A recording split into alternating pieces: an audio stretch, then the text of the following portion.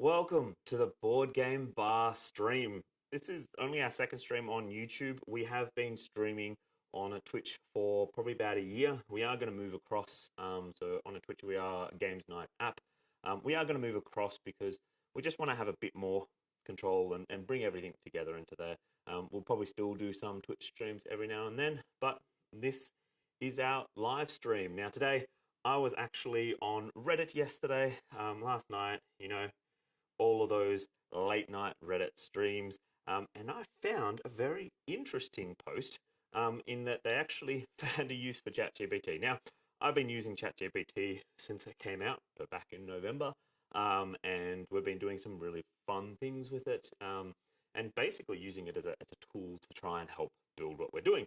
But this was actually a really cool thing that I hadn't actually even thought of. Well, what if we just asked it a question to pull data and create a list that we don't have at the moment? Because if we go to Board Game Geek, well, that top list, you get the geek rating, you get the average rating, you get the number of votes, but you don't really kind of get, well, what's the weighting of it? And we won't go into the argument on how we should do ratings or scorings. There's some really good videos out there on that. That's something we could touch on later as well. But yeah, realistically, the post from Mebodo, hopefully I'm saying that correctly. You'll notice I'm going to be looking down. Hopefully I've got I've got the camera, so it's, I'm looking the wrong direction. I should have, changed the camera. We're live now. I'm by myself. I can't do these changes. Welcome. I'm going to be drinking a New York Sour. I do have water with me as well, so if you are drinking, hopefully it is, safely, responsibly. It's about having fun with it, not about being a negative process. So I am also, yeah, I've got feedback there now. Hopefully you didn't hear the feedback and it caused a whole amount of glitches, but everything seems to be working. Iced coffee for barbecue dog. Now, I've got the chat open because I have to use the screen. Obviously, I've got the screen in front of me. I've got you as the camera. There is a lot more around here. I would share some of the other cameras, but I deliberately didn't turn them on because we're not going to use them today. You've got me on the main camera high. You've got the screen on this camera by itself. And then we've got the screen share. So if everyone's got their drinks, hopefully the audio is coming through. I did some tweaking on the audio and it's actually on, hopefully, stereo. So if I talk over here, you get me in your left ear. And if I talk over here, you get me in the right ear. Yes, I've got two mics on. I had the two mics. So I thought, well, they're all pumping back into that same. Let's have fun with it. So, audio good. My post, it's famous. Yeah, it is. It's popping off. So if we go in, I think it's actually the hottest post on Reddit at the moment. So basically the concept is that we want to be able to get the ranking. We want the game, and we want to know the ranking. Now, well, what if I want a game that is under 3? Now, first off, you'll actually notice within the ranking here that 1, 2, and 3, they might be correct. Well, actually, no, they're not. Third's not even correct anymore. So it's Gloomhaven, Brass, and Pandemic. Now, this is because ChatGPT is using data from 2021, I think is up to where it is. So I put a suggestion forward that, well, we could create this in code using ChatGPT to actually build it as a live site. That got a lot of interest, actually. So that kind of popped off and we got it in there. And Mabodo, I believe you're in Melbourne as well. So yes, it's lunchtime. It's technically after lunchtime, so I can drink. Yeah, all right, cool. Yeah. So what we're going to do, we're going to have a more of a relaxed stream. I'm going to quickly just grab something from the side so I can actually prop up my my phone so I can see the chat. Because ultimately, I need the screen. So what we're going to do, we're going to be using a mixture of the ChatGPT to create the code. We're then going to be playing around it in CodePen. So CodePen is a tool that you can actually use to quite effectively show HTML, CSS, and JavaScript. It is an open, so I actually have left this open. so you can actually see this this pen as well. It is also worth mentioning we do have the Games Night app, so app.gamesnight.fun. So if this feature works and we like the feature, then we'll actually bring that into here as well. So app.gamesnight.fun is an app that we built to help manage our collections. Personally, I like learning out games and introducing people to games, so I'm constantly lending out my collection. And I've got, what's my list, 195 games in my collection. So I've been lending them out to friends. So in here, what I can actually do, now Barbecue Dog, you're going to borrow my copy of War of Whispers, so I can actually go and lend this game out to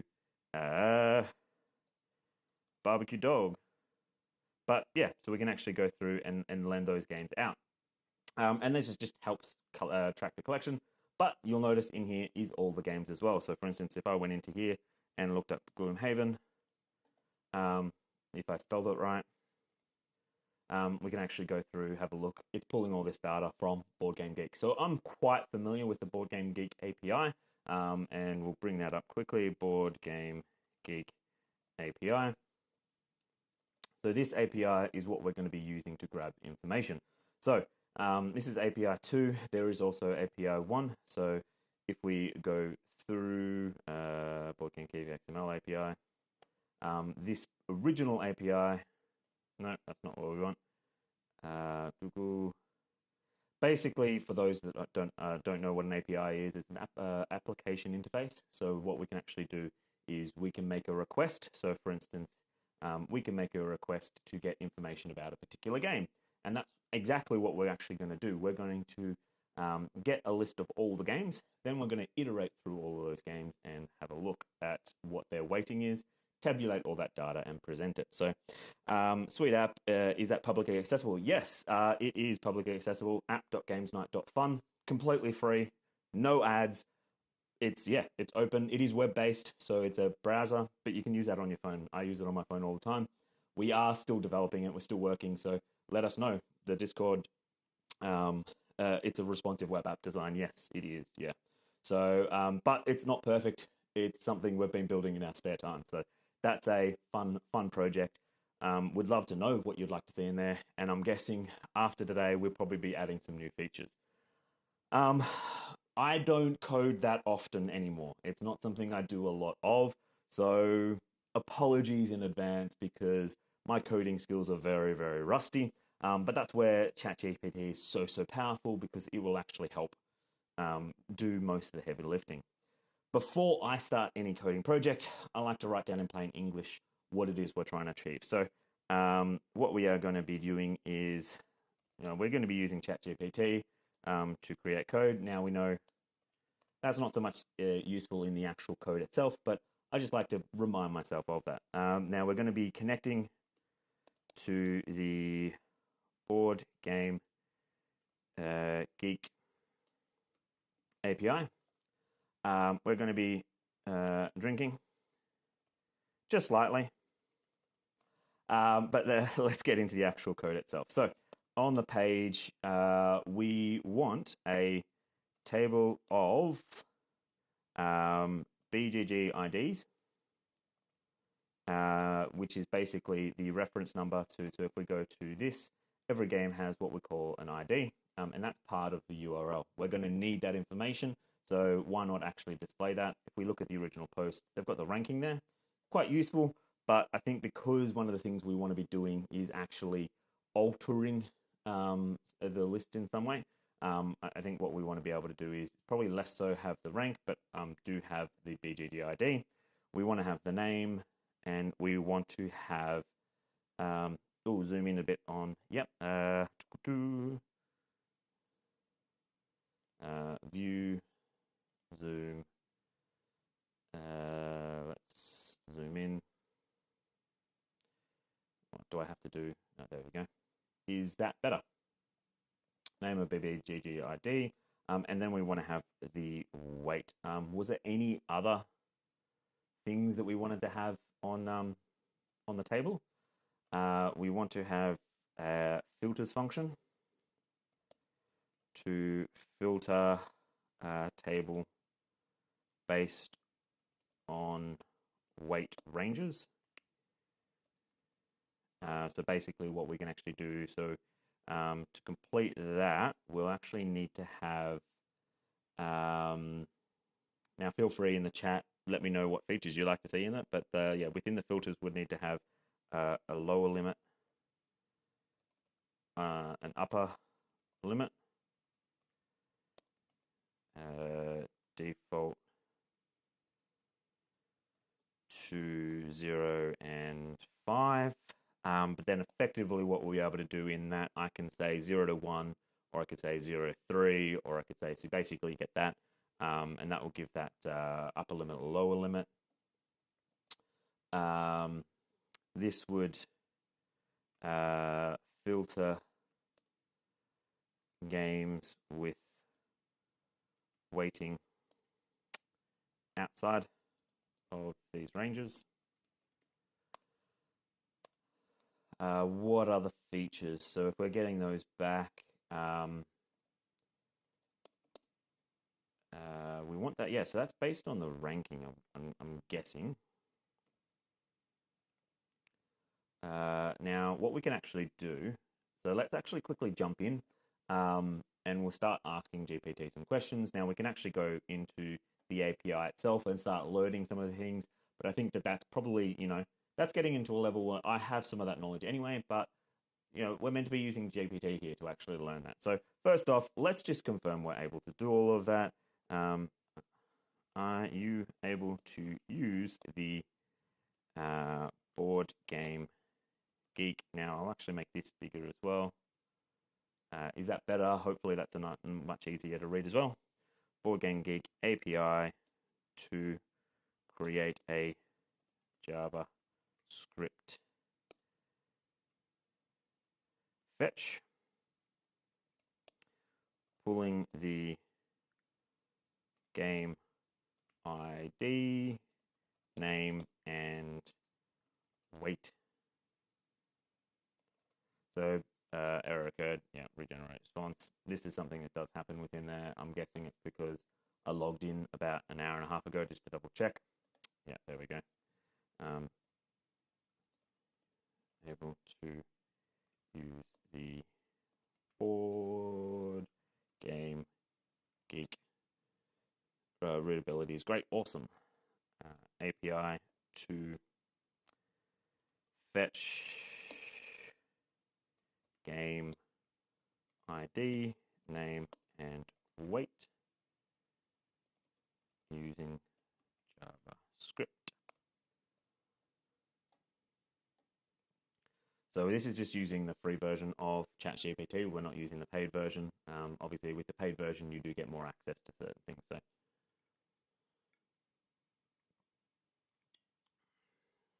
all right. So, yes, they're possible. I already knew it was possible to do this. But yeah, basically, what we could do is do a search on different parameters. Can you write a JavaScript or can you write JavaScript code to get a list of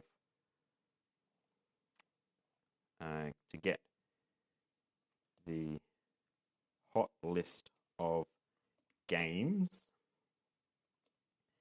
then iterate through each game to get the weighting. Each game, and then store all of that information in an array. So basically what I'm asking it to do is within that first lot of code, what it was actually doing, it was going directly to the game. So we would actually have to provide it each game we wanted to go through. Now, ultimately, we want to be able to just say, hey, get me all games from this list. Unfortunately, Board Game Geek does not have a list associated with browse board games. The hotness list is a list that they have. So this is a list that we can go through. So if we go browse or so Geek lists, you could go the hot list. So, and we can actually have a look at, what are the hot games. So, first off, what we're going to do is just start building in there, because we'll actually probably end up having to create a custom list that actually fetches the top 100 games, and we'll just keep updating that hot list game. So, if it's not too much more work, you could include player count too. Yeah, no, that's actually really easy. So,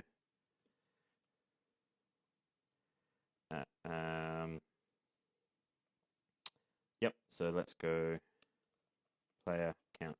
That's the benefit of getting ChatGPT to do it, and you'll see in a second what we can actually do. So when it actually returns, first thing I always like to do is actually search and ensure that we have the correct information. So this is the hot list. So what we can actually do is test out that list. So what it's actually doing. So if using this data, we can see the endpoint URL, or what if we hit that URL, what information are we getting? So this is the information we're getting. We're getting the thumbnail, the name, and the year published. Fantastic.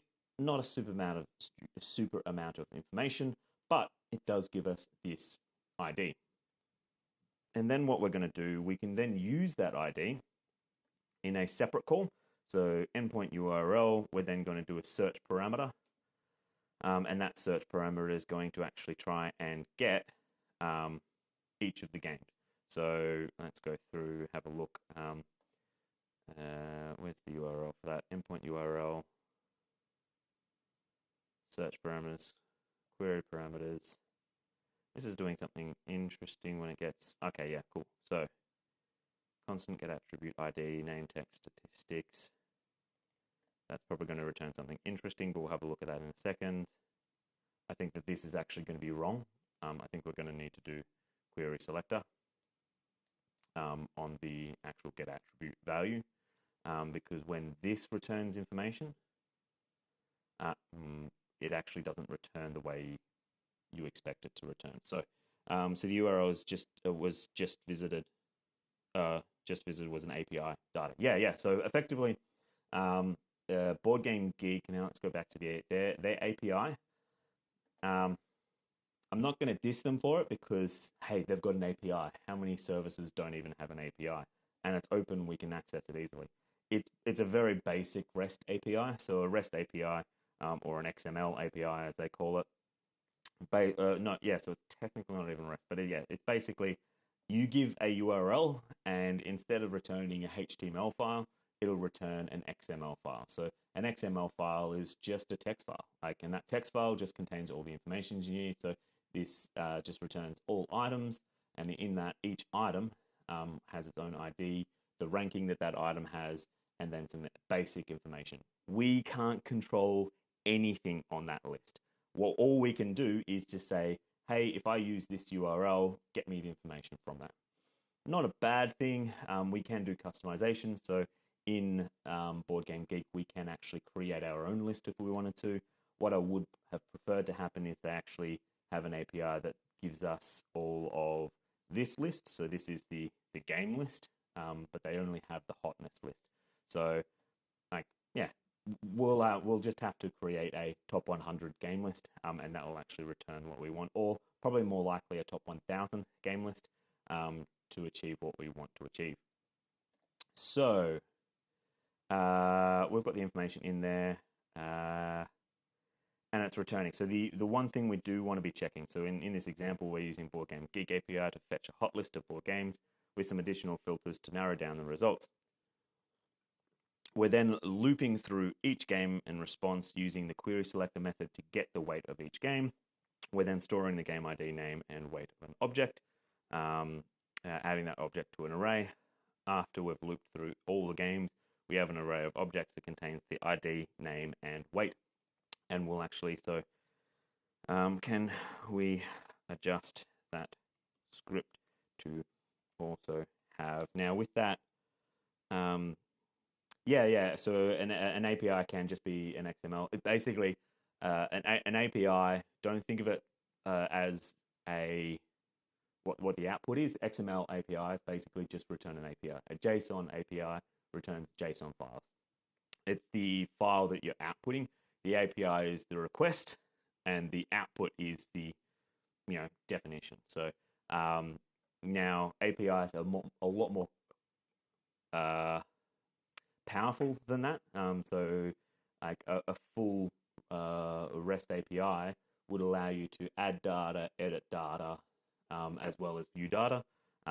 Whereas the Board Game Geek API literally just allows you to view data.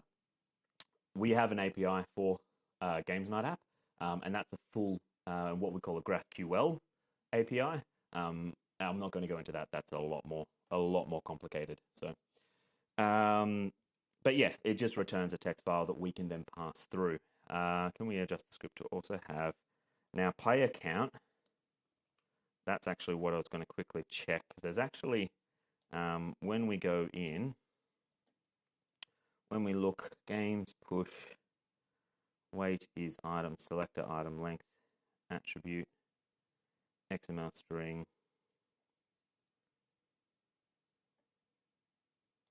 I actually don't think this is doing the script we need. So when we go XML game, we need to get a thing. So that thing, so let's just actually, can we adjust the script to also get player count? Sure, here's an example. It'll run through and tell us. I don't think that that's actually going to work, so. Oh, so no, we can. So query parameters, bang, bang, bang. So hot, min players, max players.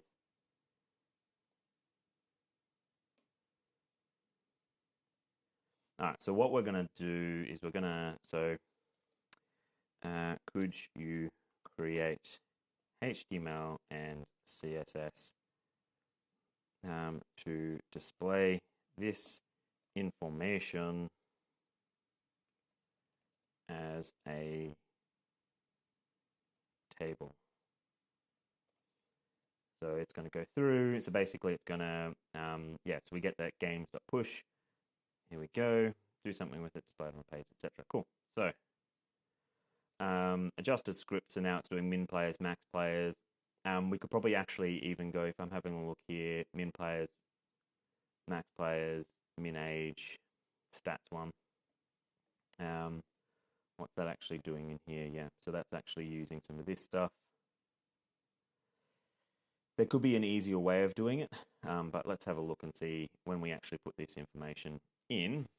So we've got copy code, and whilst ChatGPT is creating this, we're going to paste this code into CodePen. So if you haven't seen or used CodePen before, super useful. Basically what it allows you to do is web development in the browser.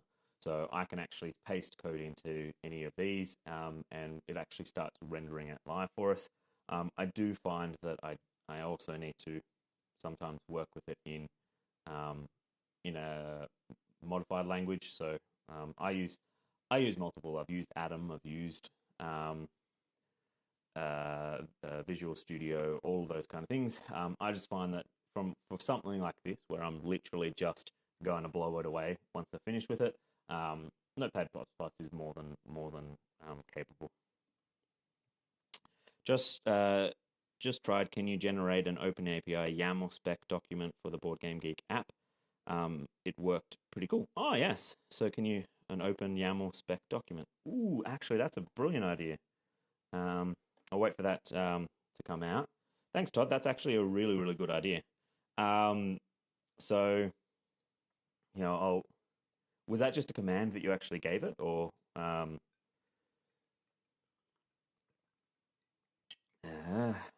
we'll let it finish doing this. Yeah. So one of the things, it's not going to be fantastic. Like, it's actually creating a full HTML document. It's doing what we've asked it to do. Effectively, this is going to be a one-page HTML file that you probably wouldn't want to actually deploy or use anywhere, but we're just going to grab what we need from it. So, for instance, for the styling, let's just grab a nice, quick, simple styling. We'll grab the table data, so we need that, and then we're going to need the script itself. So I don't believe it's changed any of this. Oh no, it has. So let's grab everything from the script. Bang, and bang. We're then going to save that, and here we go. Now, within this, I've already seen some errors within there, so we'll go back and fix that. But let's quickly try what Todd actually put forward, which was, can you generate an open API YAML spec document for the board game Geek API? It kind of stopped after a bit, but it definitely gets the ball rolling. Yeah. So, yeah, that's really cool. Yeah, that's really cool. So basically, what this is doing is it's giving you a way of calling that information in the way you want it to be called. Because ultimately, when you're working with APIs, they've built it the way that they want to actually use that or want to present it. Whereas having a YAML file to actually do this means that if you're building a web app or a full code, personally I use a Meteor.js as a mean stack, mainly just because we've built a boiler template that we use for everything in there. But yeah, no, this is really cool in terms of you can actually then just use this YAML file. It'll tell you exactly what and how you're going to use every little aspect. Now, with that, Todd, with the if it stops generating, what you can actually do is just say continue. If you just type in continue, when you're doing something long like this, it'll actually just pick up where it left off as well. So super useful. I've been generating some long things, and it's been a pain in the ass and just stopped working. So in here, what we're going to do is just start walking through. Constant MPO, you are boom, boom, boom. So then it's going to do a fetch. Nope, not there. We're going to go in here. We're just going to put a console log. This is just something I like to do just to make sure that I can see where code's going. So I am fetching games. Save that. Bang. I am fetching games. So, I underestimated this over the last 2 months. This via voice control and typing where you put the cursor is going to revolutionize programming. Absolutely. Programming by itself is just it takes away. So when you're programming, a lot of people misunderstand what coding is all about. Now, Todd, you sound like you're a coder, so you'd recognize that half the time, if I'm building code, I'm pretty much going to be copy and pasting maybe 40 to 80% of it, either through my own code that I've previously built because I don't want to write it again, or I'll be grabbing it from Stack Overflow, GitHub, wherever. Because realistically, it's already been written. Why would I need to write that? What I would need to do is customize it and do what I need to do to that. But it's not going to be something that I'm, heavily relying on. So, so I think that within this, like ChatGPT is going to make coding. Just wait until once Visual Studio has the full capacities of ChatGPT. That's when it's a game changer. So in here, so we're fetching the games. We know that's working. Good. So we're doing the parsing. We've got all the items, constant games. So for item.length, we're going to add a console.log. And it's going to be I have games.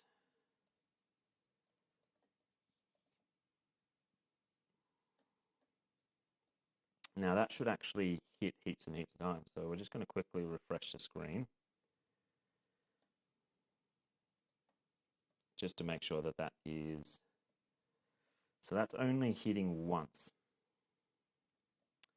So for me, I would actually be saying something's going on wrong here. So let's actually grab this, copy that. Let's make this bigger because we don't need CSS as much. And instead of passing in the endpoint URL here, we're going to pass in this API. Yeah, we know. So the board game Geek, what we actually want to be returning is just a game. So that, I believe, is a thing or board game. Yeah, so XML bang. So we can actually just say board game. Actually, there's an easy way of doing that, but cool. That's got the information. So if I push in forward path thing, forward path thing, we can take out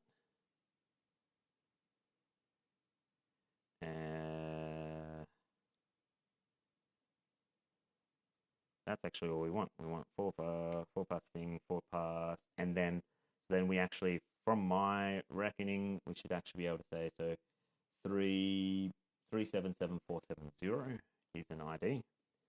377470. No, that's not the right XML. No. So we go back. Is it board game that we need to do?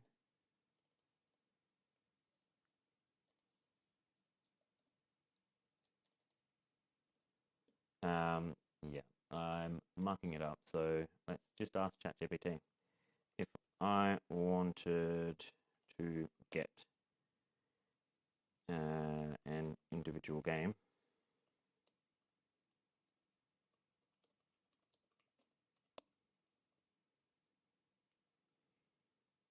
XML of an individual game, yeah. What URL should I be using? Ask the robot, yes. Ask the robot, let it tell me what to do. Because you know what? I should know what the URL is. I've used it enough. XAPI to thing. There we go. That's what I did wrong. Cool. So, if I grab, yeah, I don't need all the extra stuff. You could stop. Like I could just stop it, but it's also useful to know. So that gives the ID. So then if we go back into here, what is it? 377470.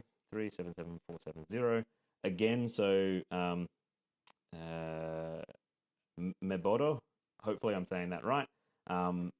You can see it's just returning XML. So I provide it with a URL, and then what it's actually going to do is just return XML. And you can see in here it's got certain things. So for instance, you've got poll in terms of the numbers. So this is what the play time and all that is actually recommended. But what we could actually do is go through and say, well, no, we don't really care about that. The min players, max players.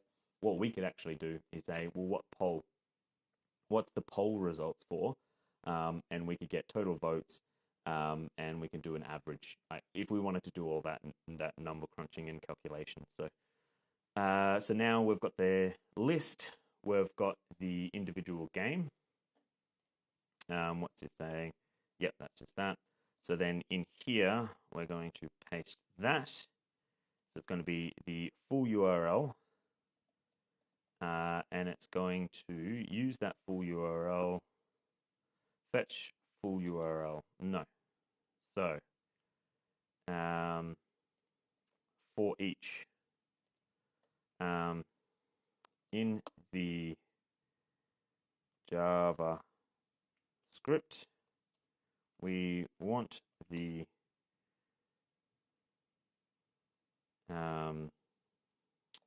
what do we want it to do?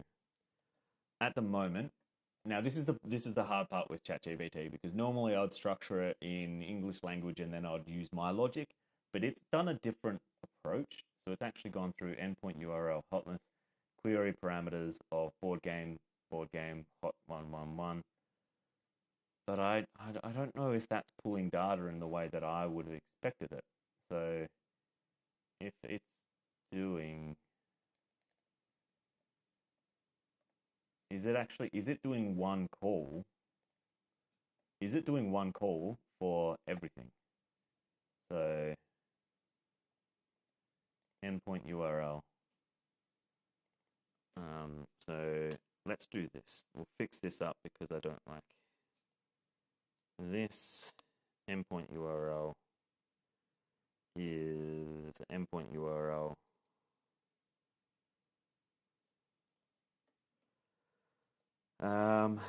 Ooh, that's,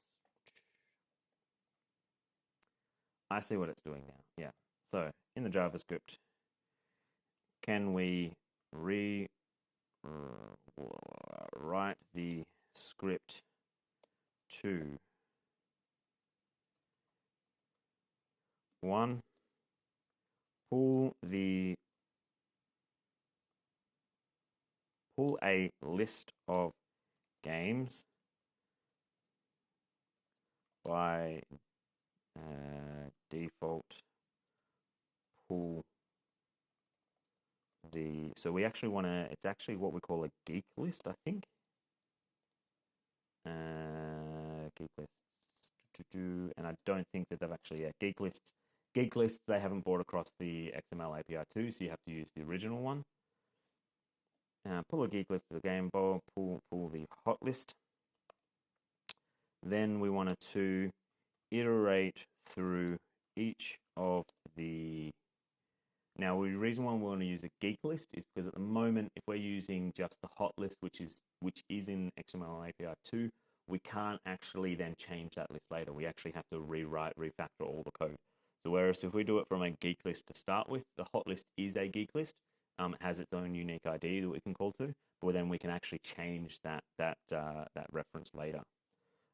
Iterate through each of the games in the returned list and fetch the full data about that game. Then we want it to, once it's returned, items.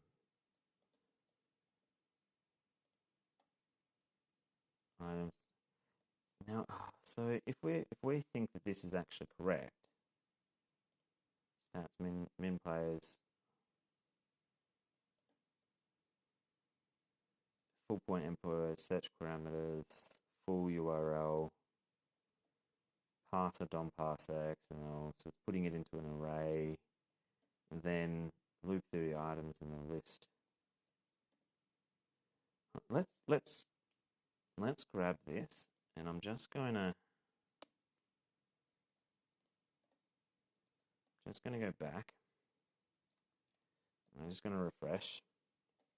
So what is in the games list? Yeah, games is not defined because it's not actually pulling anything. So console.log I am here.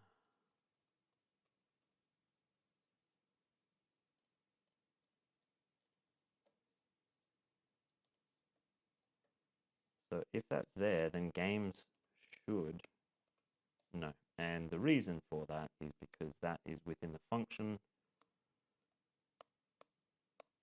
So we actually need to add that outside of the function. I would presume that's why that is the case. Save that, clear this, and now no games. It's an empty array. So this is not actually returning anything. So that is broken. So we're going to get it to rewrite. We are going to get it to rewrite. So iterate through each of the games in the return list and fetch all the games about that data.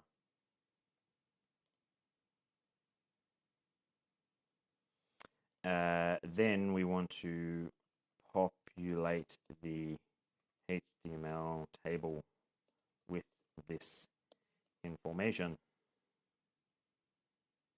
All right, so let's see what it actually does.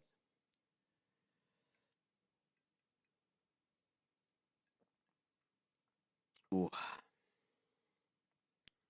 Async fetch game list type hot subtype board game count 50. Okay, so we can actually increase that. That's the URL. So that's creating an async function. So basically, what an async function is just the ability to do things asynchronously. So you can actually call this function multiple times, and then we don't have to wait for one thing to happen for the other. Fetch the information about the game. Yes, then it's creating a function. Again, another async function that is going to fetch the game data. If we give it the game ID, this is much cleaner. This is how we should actually, this is the kind of code that I'd expect. So then, see, when you give it's the, now I'm going to swear, so if you've got delicate ears, it's the shit in, shit out. If you give it shit instructions, it's going to give you shit code. So this is much cleaner. So this script fetches the hot list. Perfect. Awesome. Fetching your game data using the fetch game data function. It then populates the HTML table with the game information, including the game's ID, name, weight, player count, description, and thumbnail image. Note that you'll need to have an HTML table with an ID of game-table in order for the page to... Yeah. So let's actually make sure... HTML table. So we're going to need to give our table that ID. That is easily remedied. Done. Perfect. We're going to clear this. We're going to make that. Yes, because I did the wrong thing. There we go. That script actually is doing more than we... So row, image cell, name cell, weight cell, player count. So we don't actually want all of that, but that's fine. Copy.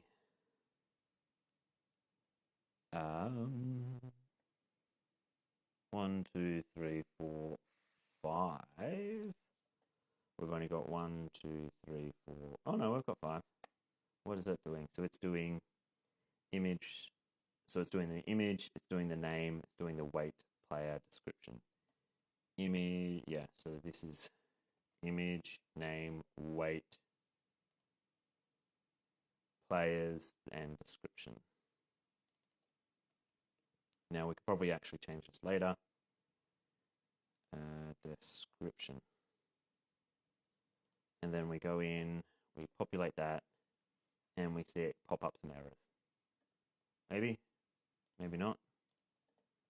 Save.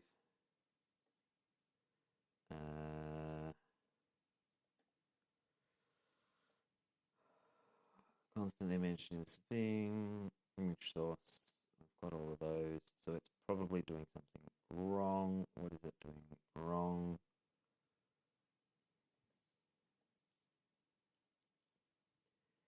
Game dash table. Oh no, that's because no, I do have it. So game dash table. Let's have a look. So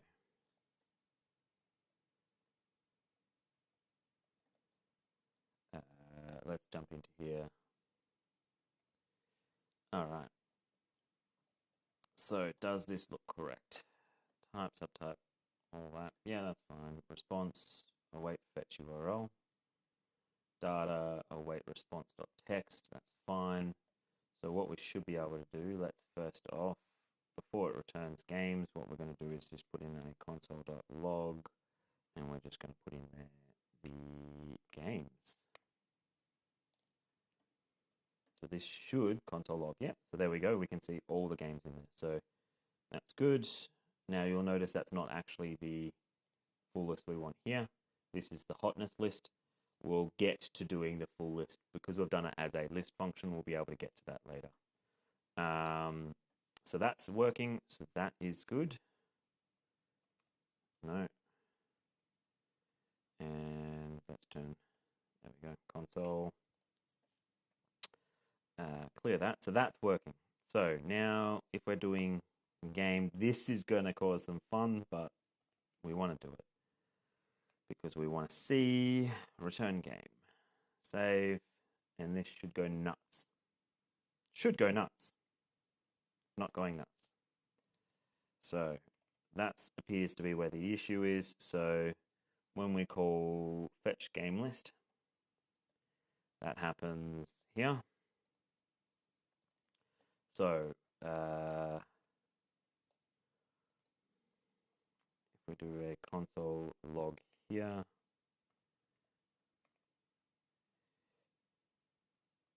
I am getting games.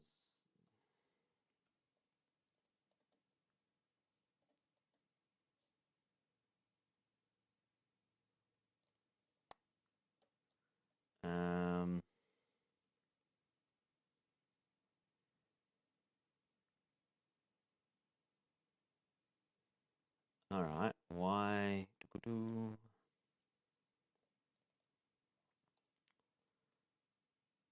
we can comment that out. I'm going to grab this, but what we're going to do is games dot the length.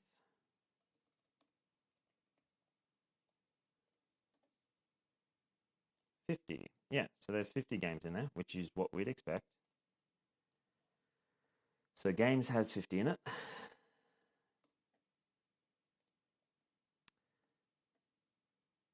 So we should see this fire off 50 times.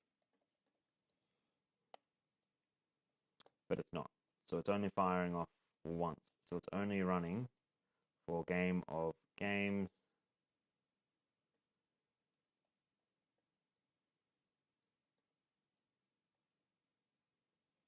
Why is it only firing off once?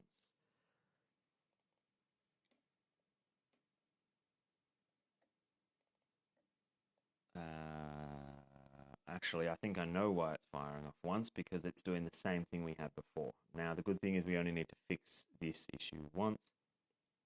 So if we go back and we add this and we go games,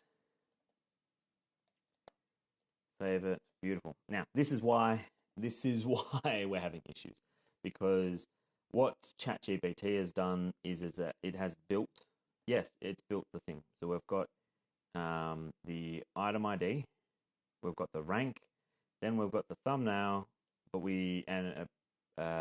so then we've got the name, value, year published, awesome, but that's it.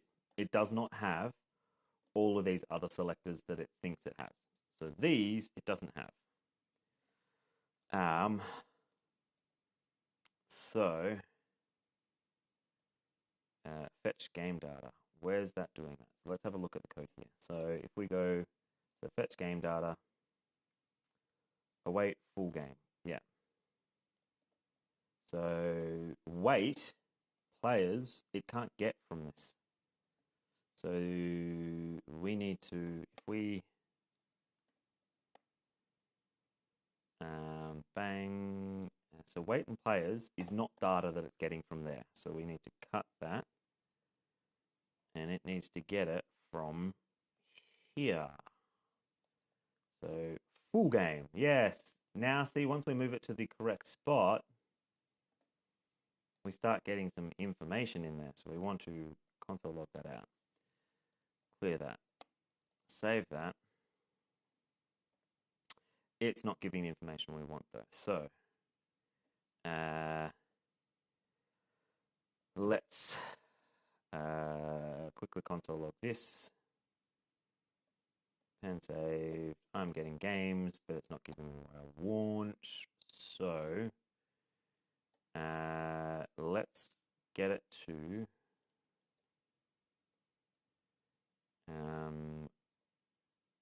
give us the ID.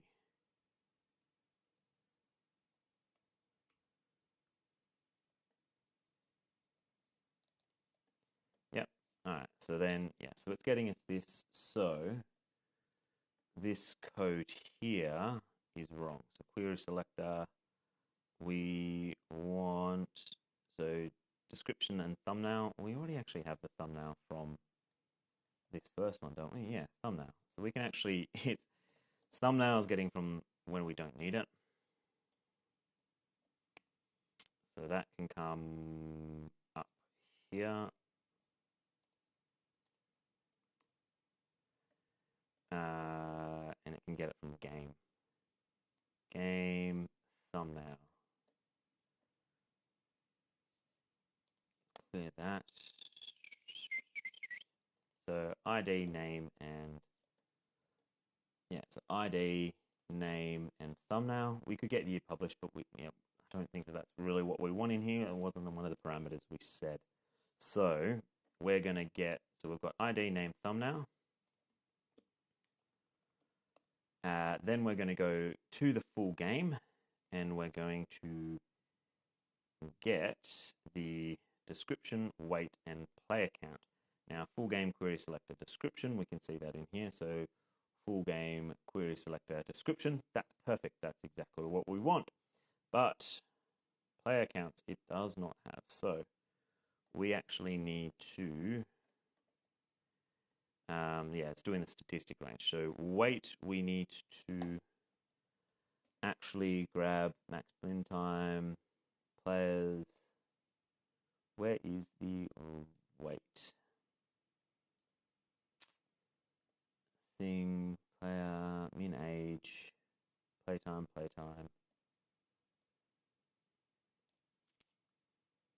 Where is the weighting? Let's go back to this here.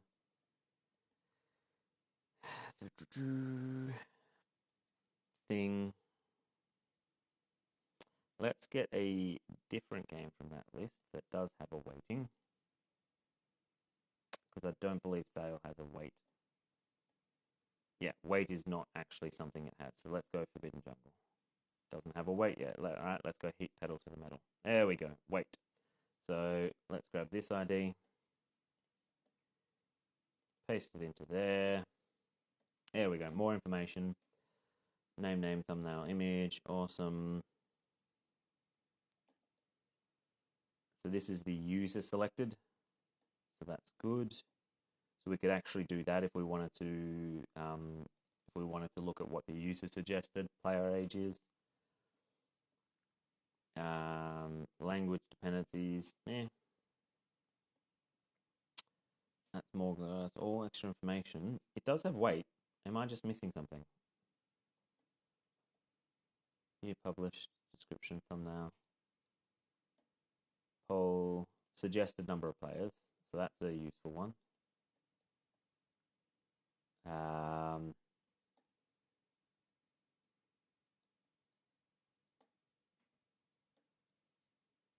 I was getting this before. Now, I suppose there's no native error handling like VBA module, so it just shuts down. Yeah. So CodePen doesn't have, so that's where you have to use.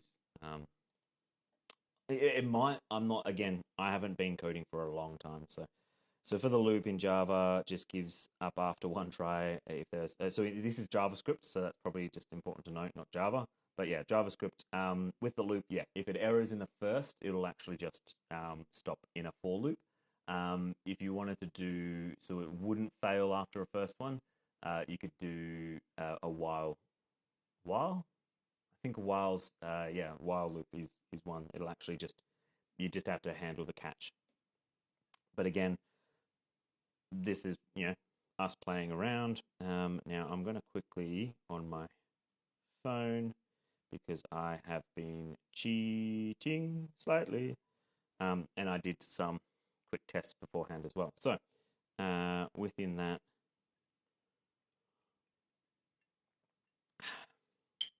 we want to get weight, average weight. So average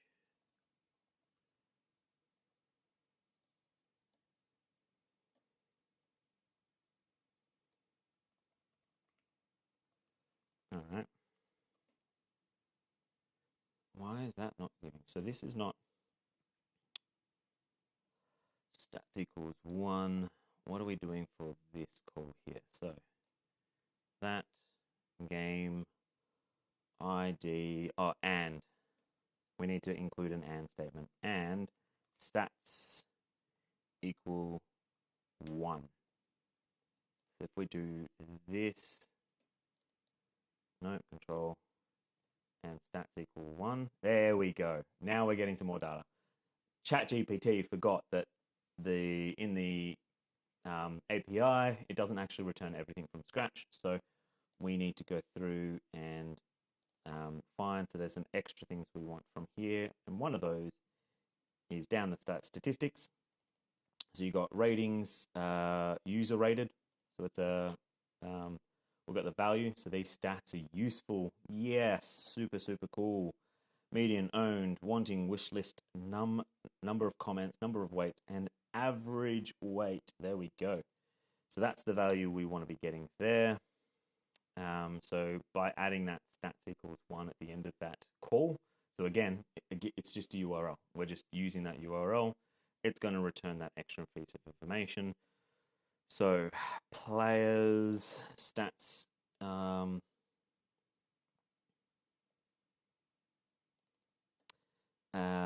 board game. Oh, actually, see, there we go. We've got some nice ones in here.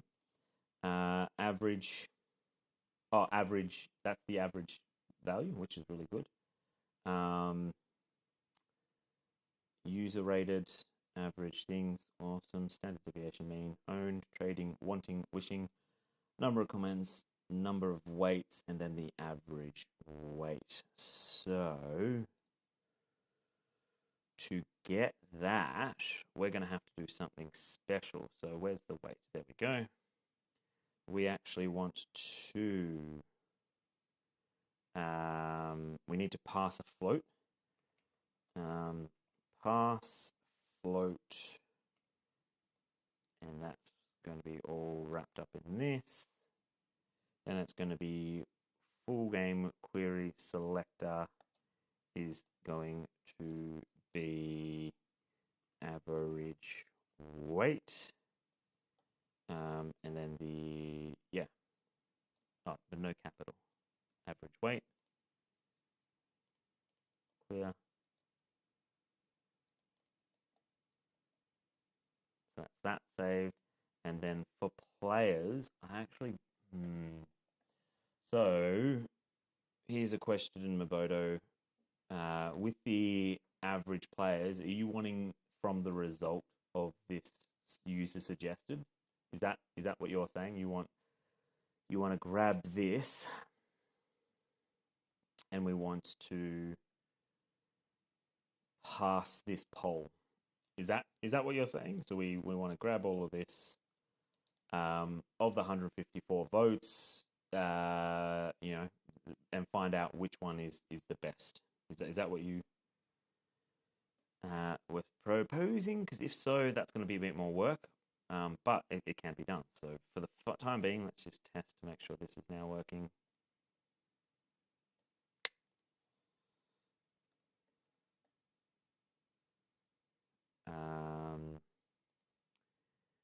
And we're just going to grab, for the time being, we're going to do max players.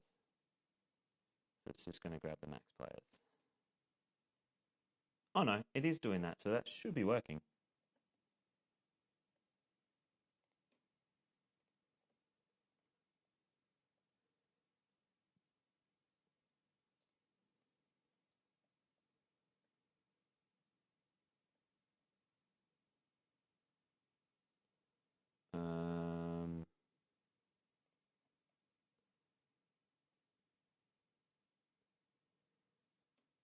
Oh, section 2 to 4, best at 3. Yeah. So effectively, the 2 to 4 is what we've got here. So it's the full game query 2 to 4. And then what they're doing is they're using this poll to actually calculate if there's 154 votes, which one has the best. So in this, I would say that it's saying, the poll is saying best at 6 because it has the most amount of best numbers, is what I would be thinking. There's different ways we could do that. So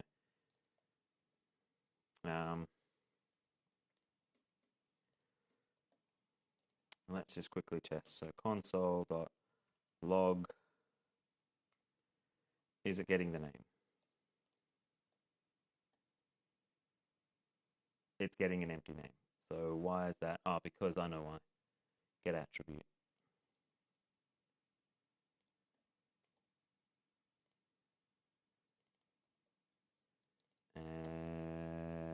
Name attribute value. Yeah. Yeah. Double. Yeah. So now name should, yep, name shows up. What about thumbnail?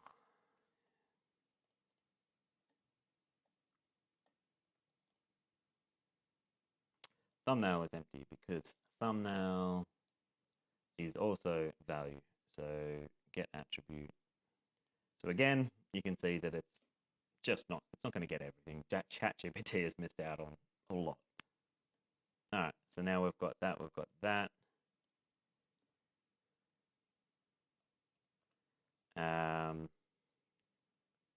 So then is it getting description?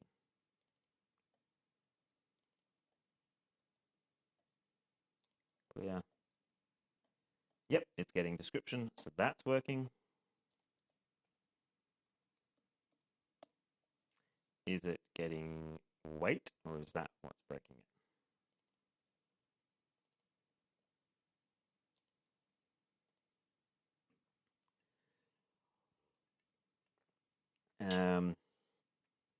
You could totally screw with the results in your favor, like just like the Gov does to inflation data. Yeah, for sure. So that's good. So we're getting the weight.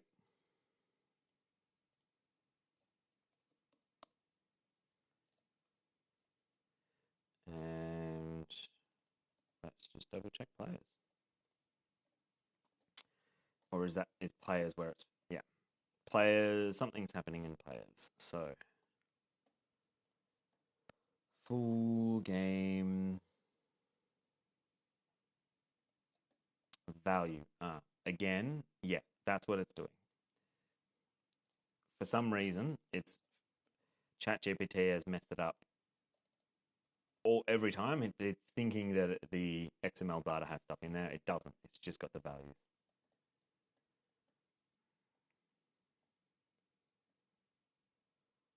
Full game.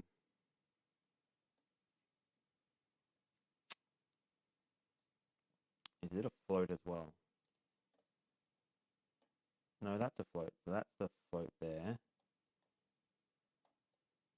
Yeah.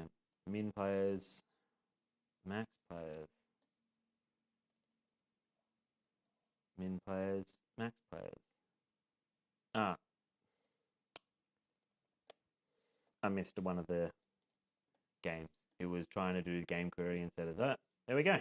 Hey, we've got it all. So now it's populating the data. There we go. Moboto, we got there. But it's also worth noting that I didn't have to learn the XML, the Board Game Geek XML, or the API. Sorry, the XML API. But yeah, I wouldn't say that anyone could do this. If you don't know code, it's going to be difficult because only reason I was able to fix it is because I know code. So, all right. So now, so clear, save. So now, this is the hot list. So we've got the image, we've got the name, we've got the weight. So that's useful of the hot list. Could we increase the hot list to be more than, so this is just doing the 50 in the hot list. We could probably actually increase that to 100 in the hot list. Save, let's see. That's still 20%. Yeah. So now we've got this first part and it's getting all the data. Now it's important to note it's doing asynchronously, so it's actually bringing the data in as we're scrolling. So you can see that this scroll bar is still doing all the work. So we said before that we wanted to have an input. Actually, let's get ChatGPT. Could you create a min max HTML and CSS input for the min value is 0, max value is 5, and the range, yeah, let's just see what it does there. Can you create a min max HTML? Speed more, yeah. So that's probably actually where I see ChatGPT being the most useful, because like there's things you can learn from that as well. So, um, yeah, so there are things you could actually learn from this as well. So, for instance, here, like I could build this myself, or I could go learn it myself, or I could, but is there a specific video out there doing all this work for me? So, yeah, like it's that. So I'm just going to copy this HTML while I talk. It's that component there. It's like it's speed running through some of the components. Oh yeah, but it needs to have two values on there.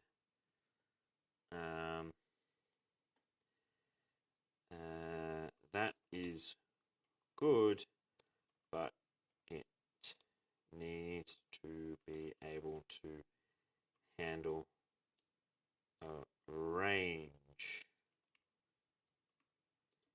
i.e., so that, i.e. so that, or yeah, the uh, e.g. for example, so that I can select the range 1 to 3, or the range 4 to 5. So then I could just tell it that. So, but again, like if I was to do this myself, like if I don't know how to do it, talking hours of learning and then getting it right and fiddling and playing. Or if I did know how to do it and I was just coding it down, I couldn't type this fast. Like that is typing at a speed that is just like that's insane. Like I can't. Well, I could probably type that fast. Am I going to be any good? I don't know. Size between, for example, is if the min value is 0, max value is 5. Is step. Here is an example of hash of 2 range inputs with a max minimum value. All right, let's see what it's doing. Match range value.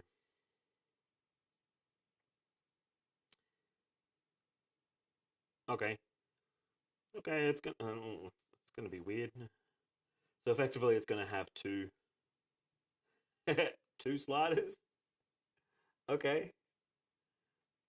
Hey, let's see what it's created for us. Min range, max range. In step 1.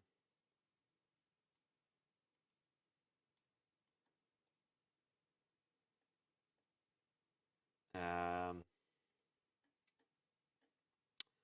so next to the slider, could it have text to show the current value of that slider?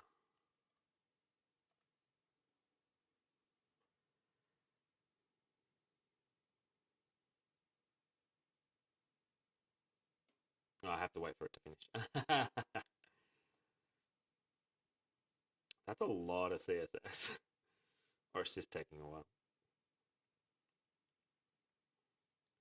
Now it's obviously not the most pretty, but again, you can spend time, like that's actually, for me, that's where you spend most of the time making it pretty, making it visually appealing. Like within this, we spend a lot of time trying to make the app more visually appealing, because we do not like this view. This is like this. It's just a lot. So yeah, that's one of the other things we were really trying to focus on within the Games Night app, is just making that a lot easier. Okay, cool. Input range. Awesome. Let's just copy this. Chuck it at the bottom of this. That makes it look nicer. That's good.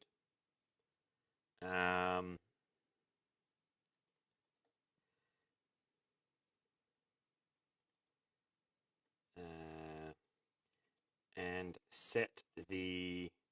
I'm adding my library to the app now. Oh, cool. It's so yeah. We actually created that. I first started using the Excel spreadsheet years and years ago, and then about 3 years ago, I was just like, well, rather than just me do it, let's make it into an app, and then yeah, it's kind of just evolved from there. And set the default min to 0 and default max to 5. Next, it doesn't. Yeah, show the current value.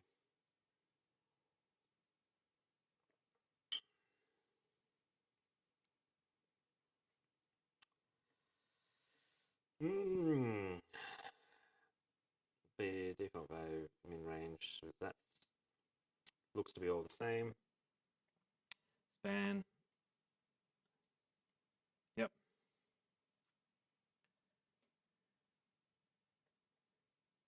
Okay, so we just need to add those spans in. So span min value. Oh, actually, you know what? Just copy the whole code. Paste that in. Bang.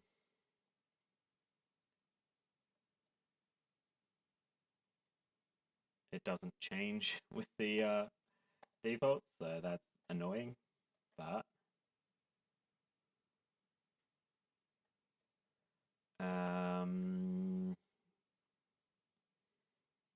you'd have to use JavaScript to change the value.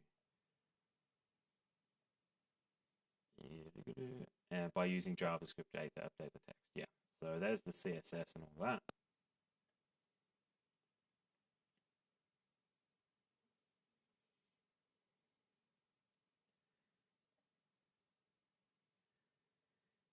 Oh yeah, value attribute. Yeah, so we've got the value attribute in there now, don't we? Yeah, value set. To update the span, move the value you can use to retrieve the value. Awesome, so that's going to do that as well. So I didn't even need to ask it to do the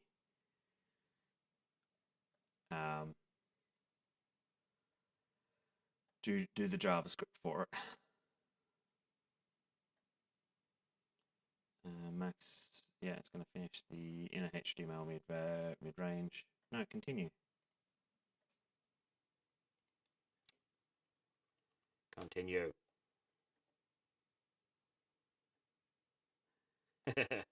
Why did you stop? There we go. Yeah. That's annoying. Max value inner, so I'm going to have to do this.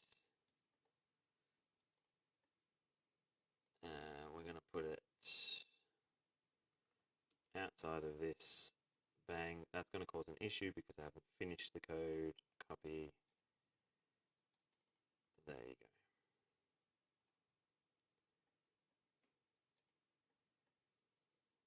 go. Alright. Bang. There we go. So it's now doing the 1, 2, 3. It's doing the 1, 2, 3. Now it doesn't show an error when you've got, you know, when alright, so if min was can we prevent the min value going higher than max value -1? So basically, the max value, if it's a 5, well, we don't want the min value to go up past 4.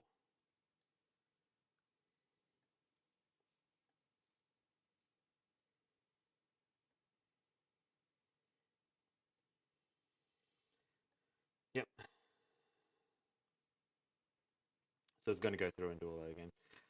There's a bug where the own icons does not get removed in the row you just added a game. So on subsequent searches, you can't add the game quickly. Yes, I do know about that bug. We are putting a fix in for that as well. So it's just about having time to actually do the code. So yeah, at the moment you have to refresh. Unfortunately, refresh the page, and that will actually get the code again. So that's a lot to put in there. So we're going to skip over that for the time being, because what we want to be able to do is using the min and max values, can we filter the table to only show weights that fall between that range? Awesome.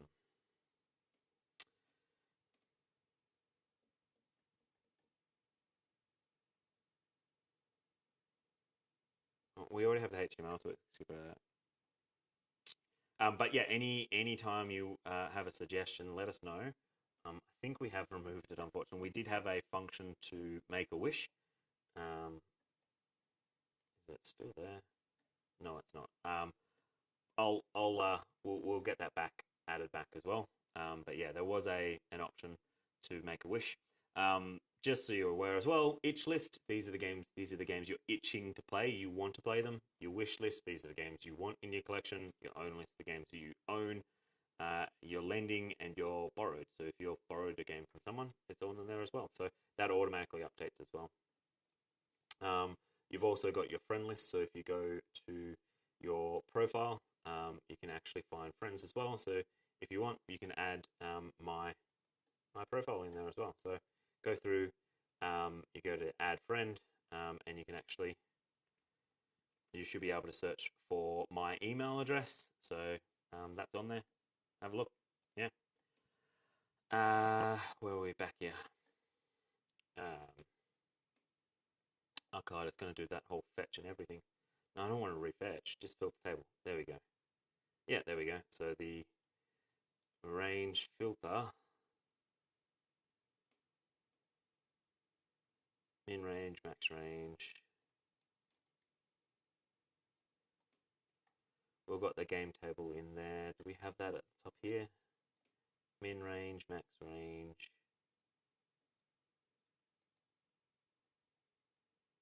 So all of that's going to be here.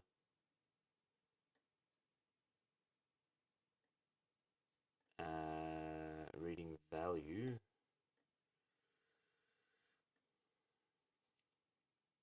That's because the table is not that, it is this. But we've already got that game table. We've already got that somewhere else.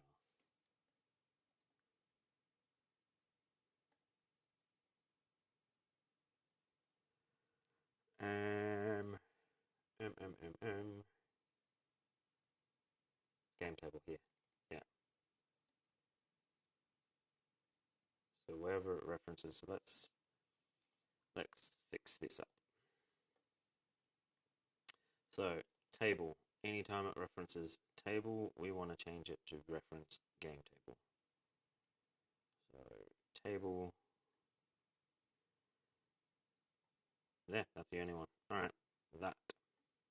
So then we can remove this, because now game table is going to be taking care of that. So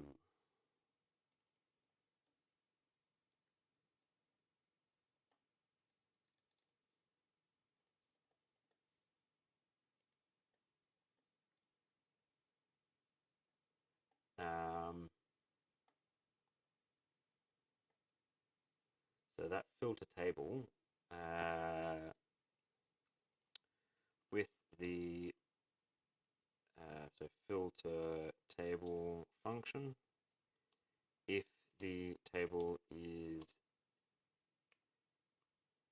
empty, can it do nothing, please.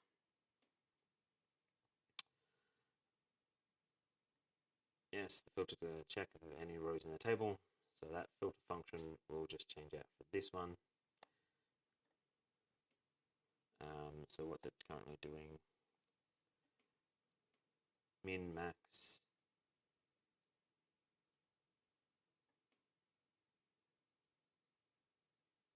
Yeah, there we go. So we can just copy that code and paste it over here. There we go. So that should now do what we need. Nope, Control Z that, because that would have forked up everything. In range, add event listeners, yeah. Oh no, that is everything.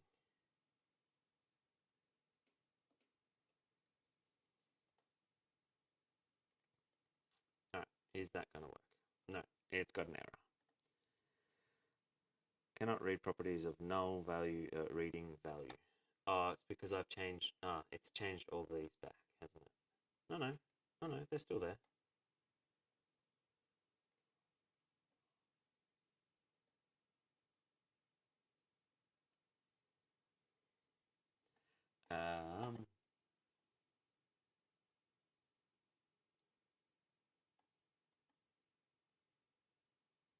Cannot read properties of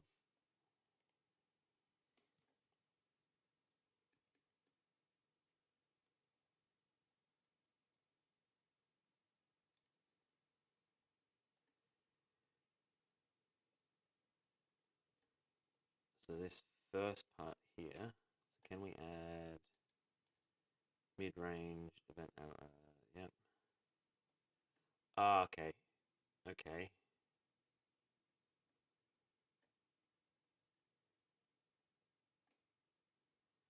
So first off, let's add all of these. Copy inner HTML.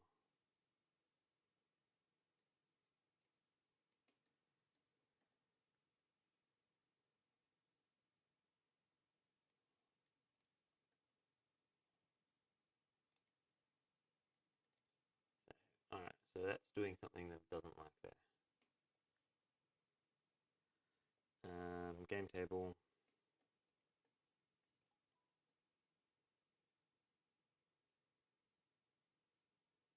Ah, there we go. That's what the issue is. Again, ChatGPT making an error in the min range, max range.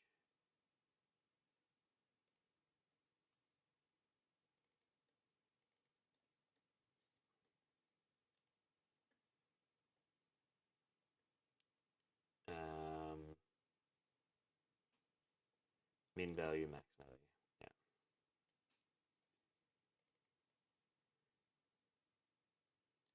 Max value.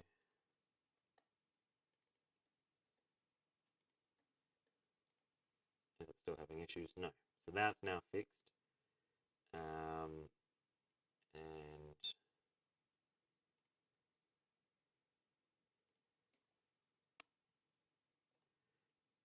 now we should be able to just add these functions in. So yeah, ChatGPT is going to do some weird things for you every now and then, which is just annoying as fork. You need a brain break. What's your favorite board game? Ooh, okay. Favorite board game. I actually have a few. So Eclipse Second Dawn for the Galaxy is one I really love playing. Tim can attest. I actually I don't know if I've ever won a game of Eclipse Second Dawn of the Galaxy. Yet it's still my favorite game. But that's like favorite big game. I love Obscurio, so that's a really good game for like social deduction kind of stuff. I do have Blood on the Clock Tower as well because I love that's really good. If I'm wanting like a more relaxed game, Canvas Reflections, really good. If I want if I want a two-player game, I think that Blitzkrieg actually, which is on the shelf over there, that's probably one that I'm really quite into as well. Yeah, like I think that's that's a list of them. Is there more? Yeah, absolutely. Like I play so many games, and we explore so many games as well. So now there's errors. What are these errors? Oh, slider min is uh, not defined. So let's come up. Yeah, so they're my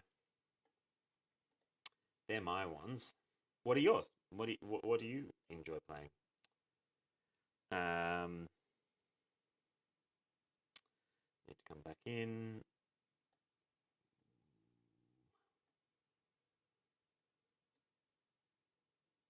Add event listeners. Where's the getting slider min from? Constant filter table. Yeah, where's the slider min coming from?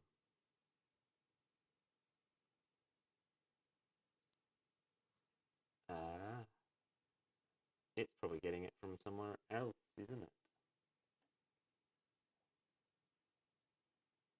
That I didn't actually min value, max value range.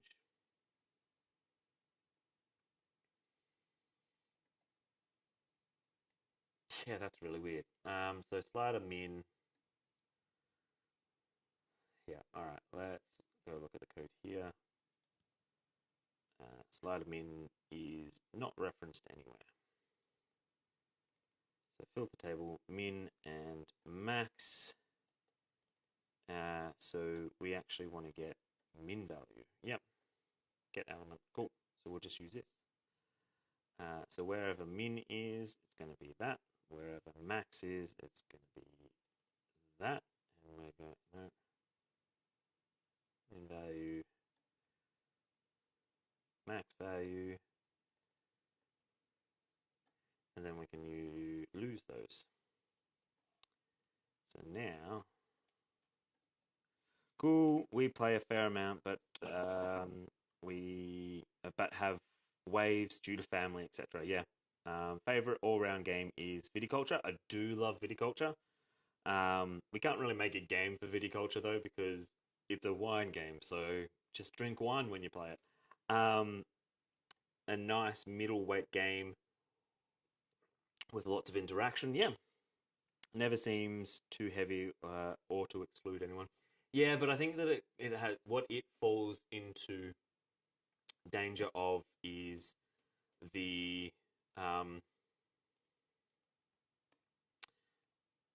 solo. Like so for instance, you look at Wingspan or things like that. You can very much be playing your own game, and that's I know that that's fun for some people, but I much prefer table is not defined. No, because it's called game table.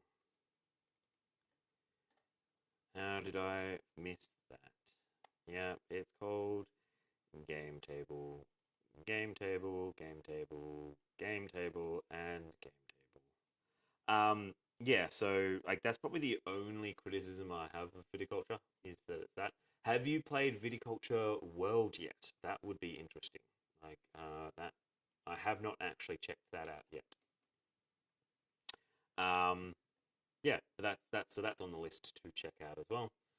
We'll wait for the list to populate down. Actually, we shouldn't need to. So let's go. Bang. Oh, oh, look at this. Oh, what's happening? Why is it? What's it doing for its constant pass float game table row? Oh, nice. So it's not getting, it can't get any lower. So if it's at 4, can this get higher than 3? No, it can't. Oh, that's nice. Oh, that works. That works really nicely. Awesome. But what's it doing there? Why is it? Let's refresh. Played Ark Nova recently. Yes, we also played Ark Nova. It kind of falls into that same, but not as bad as Wingspan. My small group has players that are not really suited to heavy games. However, I myself enjoyed it. I've not played Viticulture World, so yeah, hopefully you can get to give Viticulture World a go. But yeah, Ark Nova. Actually, really enjoyed Ark Nova. Have some water while I'm at it. Um, okay, so on to what we're looking at.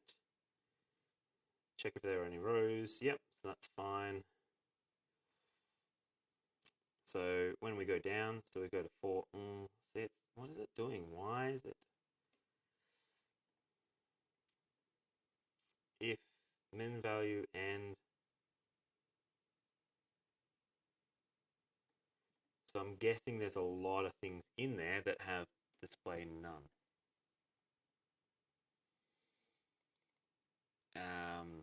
If weight is greater than or equal to min value, and weight is greater than or equal than max value, set display to 0.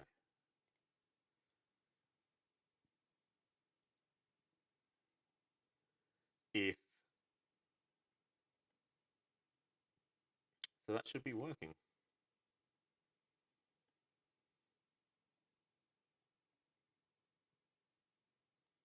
So if rows is greater than 1, do this, which is what it's doing, and it's doing that really well. We don't need to worry. Oh, no, because once it's set to 0, it's annoying. Okay, so what if we that and that? So what if we comment out this and this, save,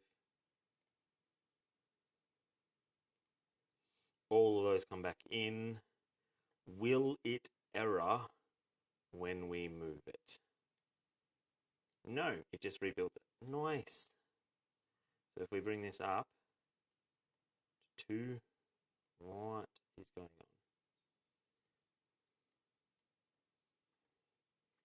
It should reset now.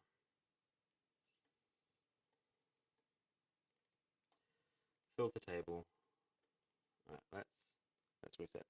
I did a silly and backed massive darkness 2 on KS. However, it never sees the table due to it being too complicated. I actually haven't seen massive darkness.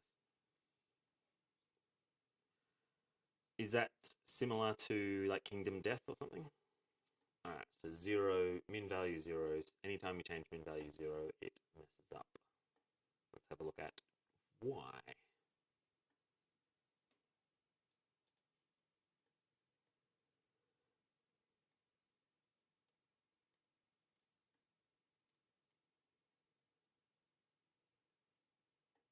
Dead Cells, roguelike. We were just talking about that. Dead Cells, we actually did just talk.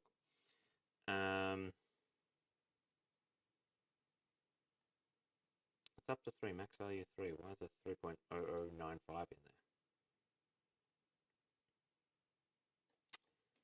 Is it doing something it shouldn't be? If weight, constant weight.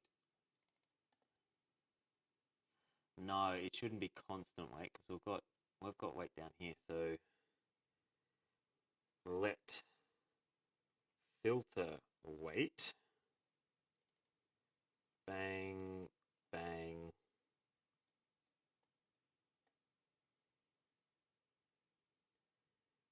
This should stop that. So basically a let function in JavaScript is only going to allow that variable to be used within the confines of where it's created. So whereas weight was actually a value we're using weight as a value down here. So that's actually, that's bad coding. If filter weight, there we go, save. So then if I bring this up, oh, noise. So now, no, also hundreds of, so Zombicide style dungeon crawler, but it's deeper on character design. Ooh, nice. And hundreds of minis. Yeah. Well, it's a Kickstarter, so of course it's got hundreds of minis. Have you seen Kingdom Death? Like, that is like that's also one of those next level kind of. Whew. Let's speed up this instead of doing the full. We're just going to get the 150.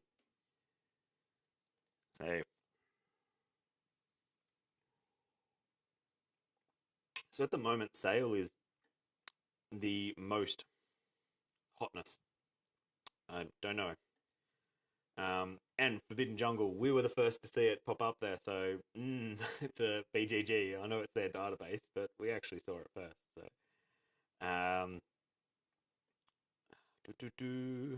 Last Kingdom. Ooh, Ark Nova's getting talked about a lot.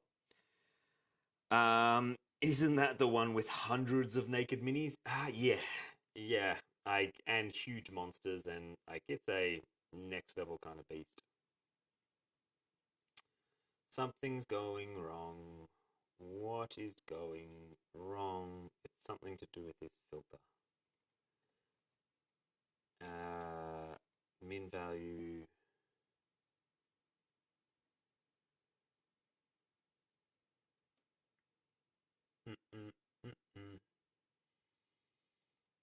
Max value.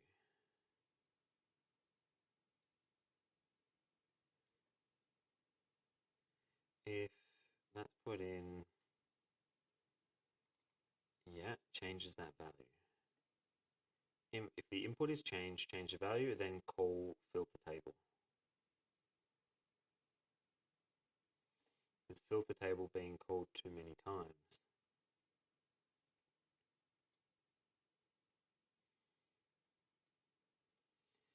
So that part's working.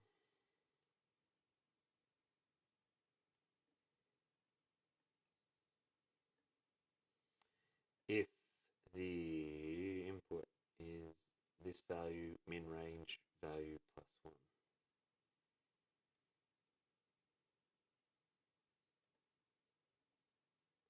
Yes.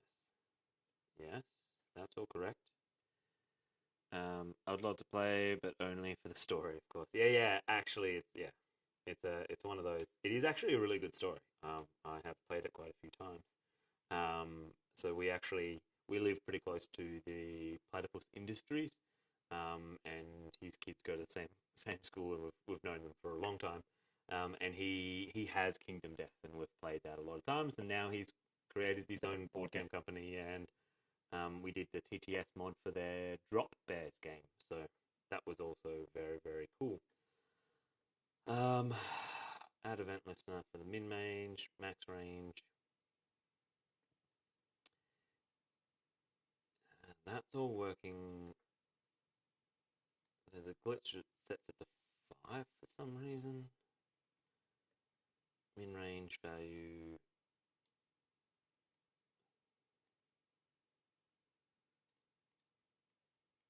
No, see, that's not right. If it's at 3, it should be setting to 4, not 2.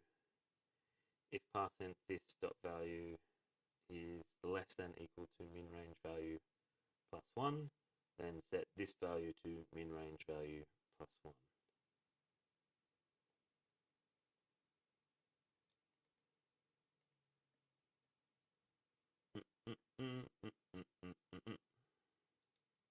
So that's an issue.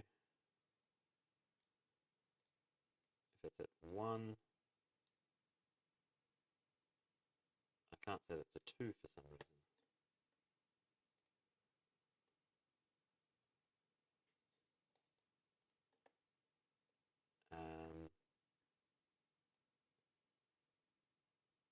Oh, there you go.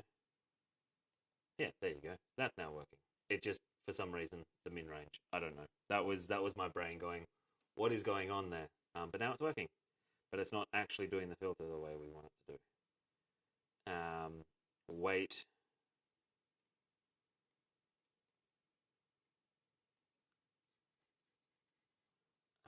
So it's doing something really weird here. I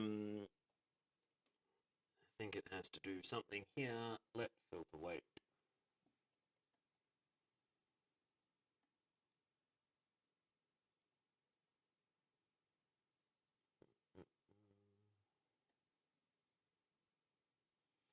So we've got the game main table, it's going to grab each row, and it's going to iterate through and ask the question, is the weight less than min value? It's doing a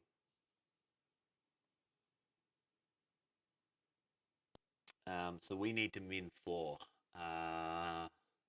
So compare. Why am I trying to Google it? See, that's habit. Don't just go to here and go. The weight value is a float, so that is a 1.001. But the comparison is a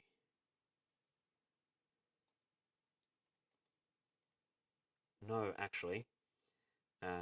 How does it unhide values that would have previously? Alright, so the filter table looks at the rows in the table. Can it instead look? That's what the issue is. So basically what's happening is that if we save this, we might need to refresh. When we modify, so again, my brain's catching up to me. If I modify this, it's actually going to start filtering out anything that doesn't match that. But the problem is that because the filter table is actually looking at the table, once you've filtered it out, it's gone. You can't change it back. But it's only setting the style display to none. It then sets the style display to none. But when the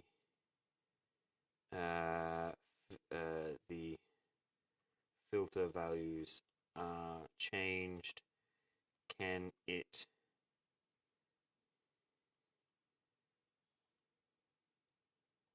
show them again if it is within the new range? That's what we want to do.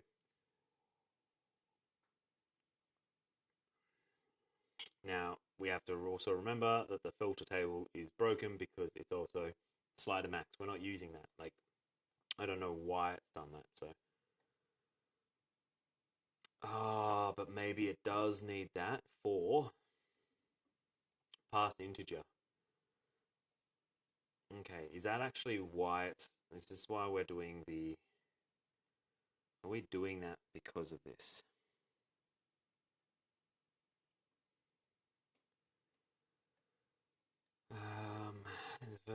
Yeah, cool. So that passed int is actually probably more important than I gave it credit for. So we go back into here, we paste that, and we're not doing this, we can actually just pass the value in. So min value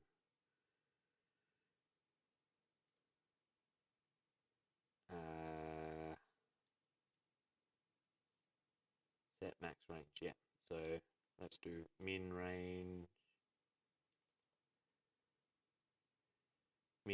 dot value max range dot value, because that's the, from recollection, min range is the min range is the min dot range for id dot min dot range. Yep, cool. So that's what we want. So then this is the, yeah, we can actually leave it as that because we're not using min max anywhere else. Yep, okay, so this should actually hopefully fix that.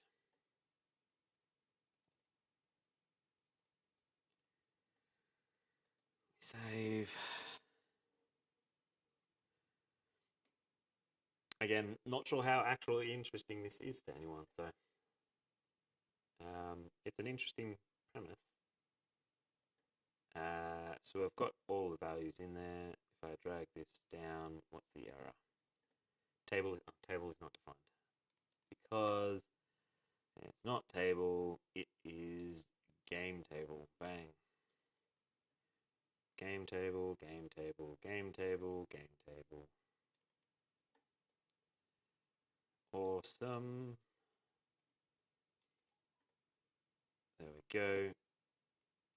So we've got this.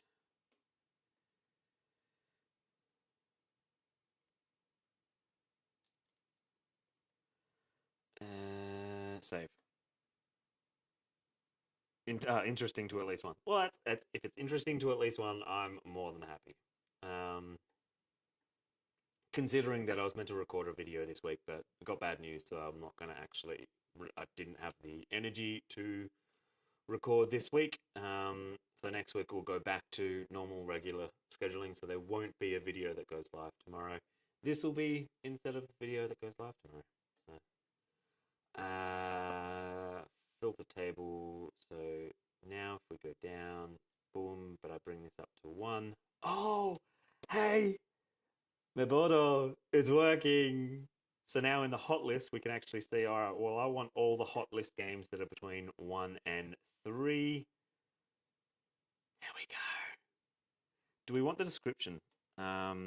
DMSGP, I found it interesting as well. Sorry, I had another meeting at the same time. Don't be sorry. If you're finding this interesting, I'm more than happy. If you want some ideas in this as well, do you think we need the description? I don't think we need the description. It's making it more complicated.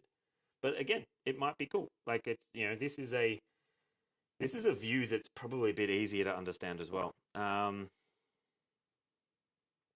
guess I'm not bored. No, my wife and kids struggle because I do this for fun. Like this is my relaxed time. I'm not a big watching of TV or like I can't stand social media. Like I don't do any of that kind of stuff. So this is actually my relaxed time. Like I'm creating something. I get to play with something. I love this. This is cool. Like we've just created a function where, hey, I want to know all the hot games, but I only want to know if they're in the range of 2 to 3. Well, yeah, now we've got encyclopedia, heat pedal to the metal, valley dirt. Like that's pretty cool. Like I think that's really cool. And I got to have a drink with it, so because there's no way I'd be drinking like it's almost 2 o'clock in the afternoon. So but there's no way I'd be drinking at this time normally. So I think the rank is better than the description. All right, well let's change that up. So in the code, I'm just gonna copy and paste just so we can see the full screen of it. Copy and paste. Now this is the proper code. We know this is working. Description cell. Is going to insert description. We actually don't want description. We want to, from that game ID, that's over here. So the XML, it's currently grabbing this field. So you're saying rank. Yes, that's here. So in the ratings, so this is the ratings, user rated. So the rank technically we can't get because BGG don't actually have the rank listed, but we could give the average value of their score. User rated. So there's been users rated. There's been 4,500 ratings. So we could do average and then in brackets put the user rated. So what would that look like? So in description, we need to pass the float again. And instead of getting average weight, which is there, we're just going to get average. And we're going to get the value of it. And then in brackets, we're going to put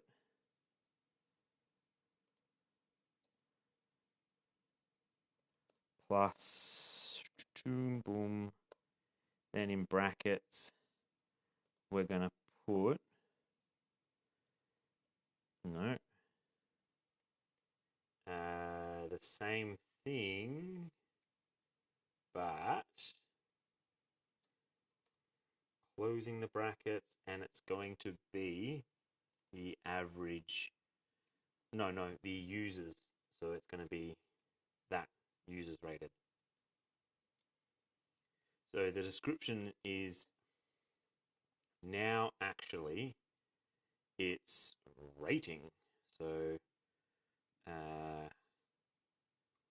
rating, copy, paste there, and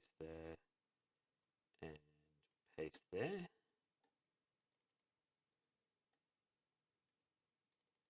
It's nowhere else.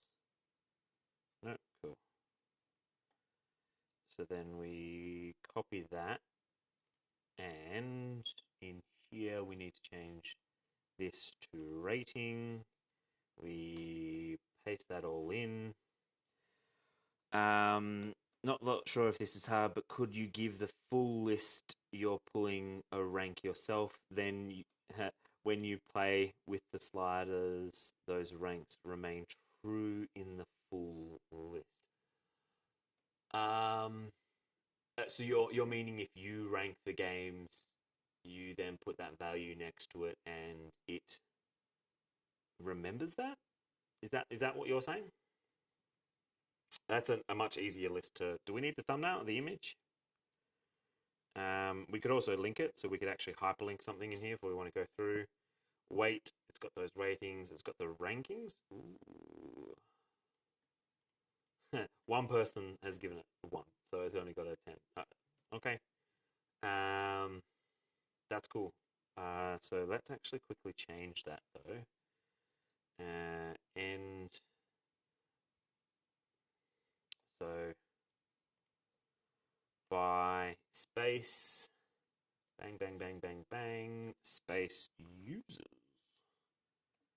Copy, paste, save. So that's going to bring up the list. Bang, bang, bang. Yes. And we need to give it a space after that ranking as well. So it's been given that. Copy, paste. Actually, we'll just make the edit in here by that amount of users. Save. Yeah, that's what I meant. That would be too hard for this project, but that's something we can do. So within the app, so app.gamesnight.fun, what we do not rank the way that BGG ranks. I could do a whole video on how much I hate the BGG ranking system. Mainly because like one of my favorite games, Incognito, has terrible rankings because people gave it a 1 out of one ranking, like a 0 or a 1, and said they don't like mystery games. The game's called Incognito. Like, far out, those weightings shouldn't count, because if they don't like mystery games, don't play a game called Incognito. So we actually do a different rating. Sorry, that was a long way of saying it. But you can track you just played. So when you click I just played, it says, have you played this game? Same with the rate this game. It'll actually say, have you played this game? Because we will not allow you to rate a game that you have not played. Oh my God, that annoys me. But as soon as you've actually played it, and Mysterium I played a lot, so it just means that I haven't. So then we ask a few questions. Would you play it again? Yes, but only with certain people. No. Would you recommend it to friends? Yes, but only with some friends, or no. And would you buy it? And that's the yes, only if on special, no. Or like the best ranking you can get, absolutely, even if a friend had it. Like that's like if you're buying a game even though a friend has it, that's saying something.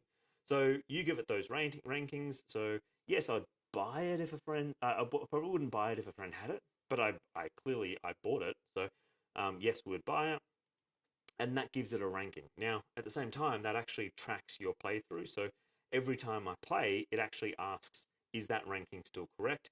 And it updates your play count as well. So it is doing the play count in the database in the back end. I'll double check, but I'm pretty sure that's actually storing when you play as well. So if you're wanting to track, so some people really enjoy tracking when they've played the games or when they last played the games. If it's not, I will change it so it is, because that's actually a feature people have. But yeah, like this ranking then means that, so just to so you've got an understanding, behind the scenes there's weighting behind each one. If you play it again, it gets a good ranking. So it gets a 1, I think a 0.5 and a 0. But if you recommend it to friends, it's a 2, a 1, and a 0. Because if you're willing to recommend that game to friends, then that has a higher, to me, a higher weighting. Because if I'm willing to subject my friends to that game, then if I'm a good person, and then this is probably where the ranking falls down. If I'm a good person, that has more weight to it. If I'm a bad person, then maybe I'm vindictive and evil. But let's operate on the world is a good place. But then most of the points come from, would you buy this game? Because yeah, like some games I would buy, but if a friend had it, I wouldn't buy it. So yes, I would buy it, but if a friend had it, I wouldn't buy it. Or if a friend had it, but I would, and I'd still buy it. Well, that gets more weighting than if I'd buy it, or if I'd buy it on special. So yeah, that's the ranking system that is in Games Night app. So too many games I would only play with a certain crowd. Absolutely. Um, and I think what you have to, what we do need to do is make that more clear as well, because some of the rankings, some people are being saying, so I would only play it with friends that are board gamers. I was like, yeah, that's actually, all the questions are only if you're friends that are board gamers. Would I recommend it to? So that's probably where what we'll do is here is like, yes, but only some friends. But we'll actually have a value above yes, which is say yes, even if they aren't board gamers. Is probably the next one above that, because yeah, if you're willing to introduce a friend, use that game to introduce them to board games, that's a pretty special kind of thing. So anyway, we got distracted by here. So what is a mystery game? So well, actually, so this is fun. So in here, if you look at the mechanics, one game mechanic is like you can do mystery games. So if I go here and we do incognito, so this is a fantastic game. I recommend it to people, but it's an older game. It was reprinted in 2012. So this is the version I have, and they remade it a 3 to 5 player game.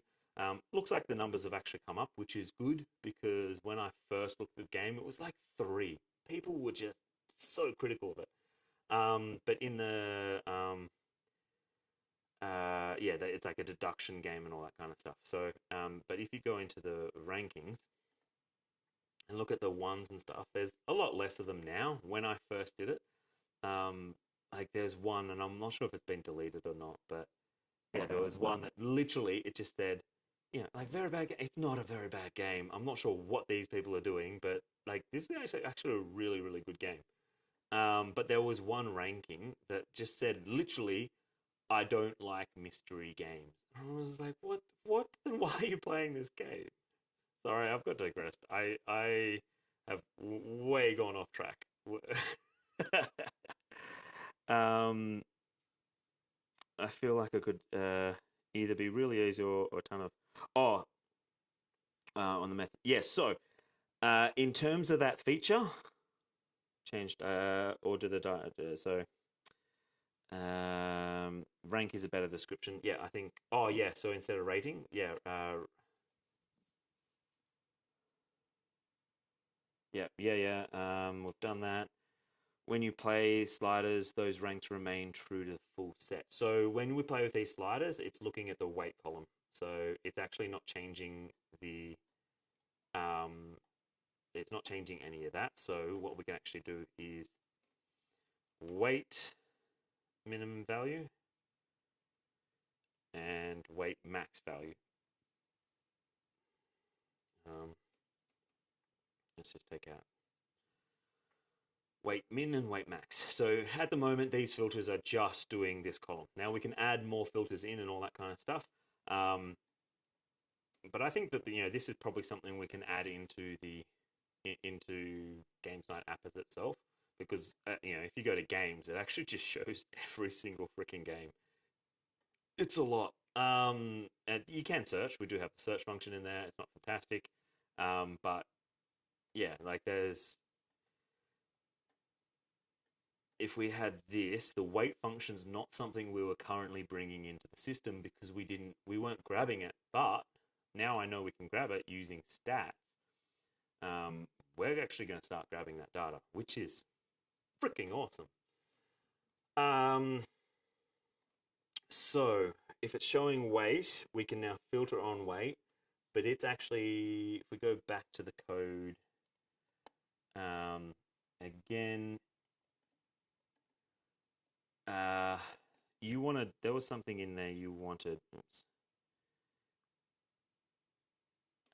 I have a meeting, then school pack up. Thanks. Yeah, thank you for joining. I also have school pick up, so I'll be heading off in a second. Hopefully your meeting's good. We'll keep watching but can't interact. That's more than okay. I have watched streams while in meetings as well. Don't tell that to anyone. You know, I haven't put that on the internet or anything. And my drink's almost finished, so.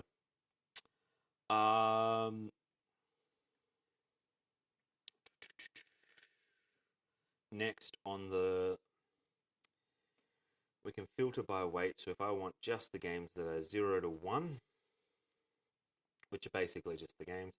So yeah, so I want to now be able to change the list that it looks at, because the original brief, if we go back to this first, we have filters based on the weight of the game. Yes. We have the lower limit and we have the upper limit. Yes. Filters game with weighting outside of reason. Yep. Yes. We also now have the ranking in there. Yes. And it's a table, BGG. So it's not showing the ID. So that's fine. We don't need to show the ID, but it is doing what we want. So technically we've done everything, but it's not actually showing the top 100. So that was actually one of the things. So top 100 games. At the moment, we are showing the hot list. So if we, actually I need to go back into here. So it's getting, where is it going for that hot list? It is going to here. So type is hot, subtype is board game, and count. So we're doing XML, type is hot. So are there anything else? Is there, if we look at here,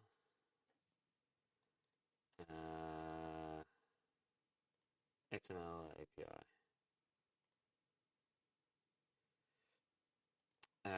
Currently, we are pulling the hot, is it hot list? Yeah, just lowercase. Hot list. Could we grab the top 100 ranking list? Now, it could be confidently wrong with this.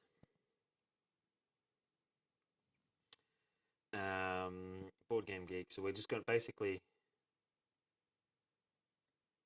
we change the type parameter of board game and to ranking. Is that actually going to do anything?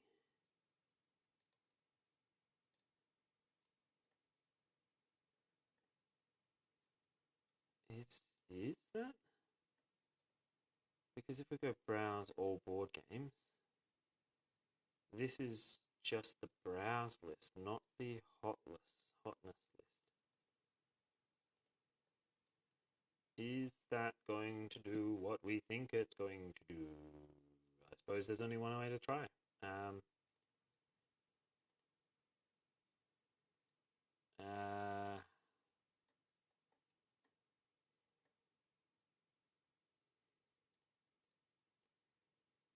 API URL is not actually what we called it.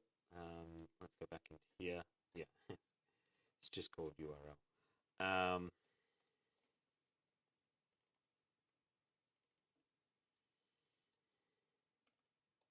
So we know this first one works, so we're actually just going to use the second one. Ranking page size. Why didn't you do that? Yes, come on. What? So is that, no, that's doing the hotness list again. So that's still just the hotness list.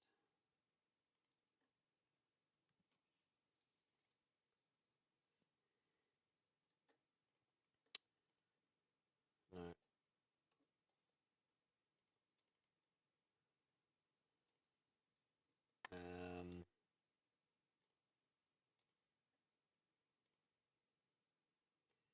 So if we grab these and we go there, I'm pretty sure games in a users collection, no. XML API. That gives the, so this is the original API. We want API 2 if we can. So that does the geek list. Retrieves entries in a geek list.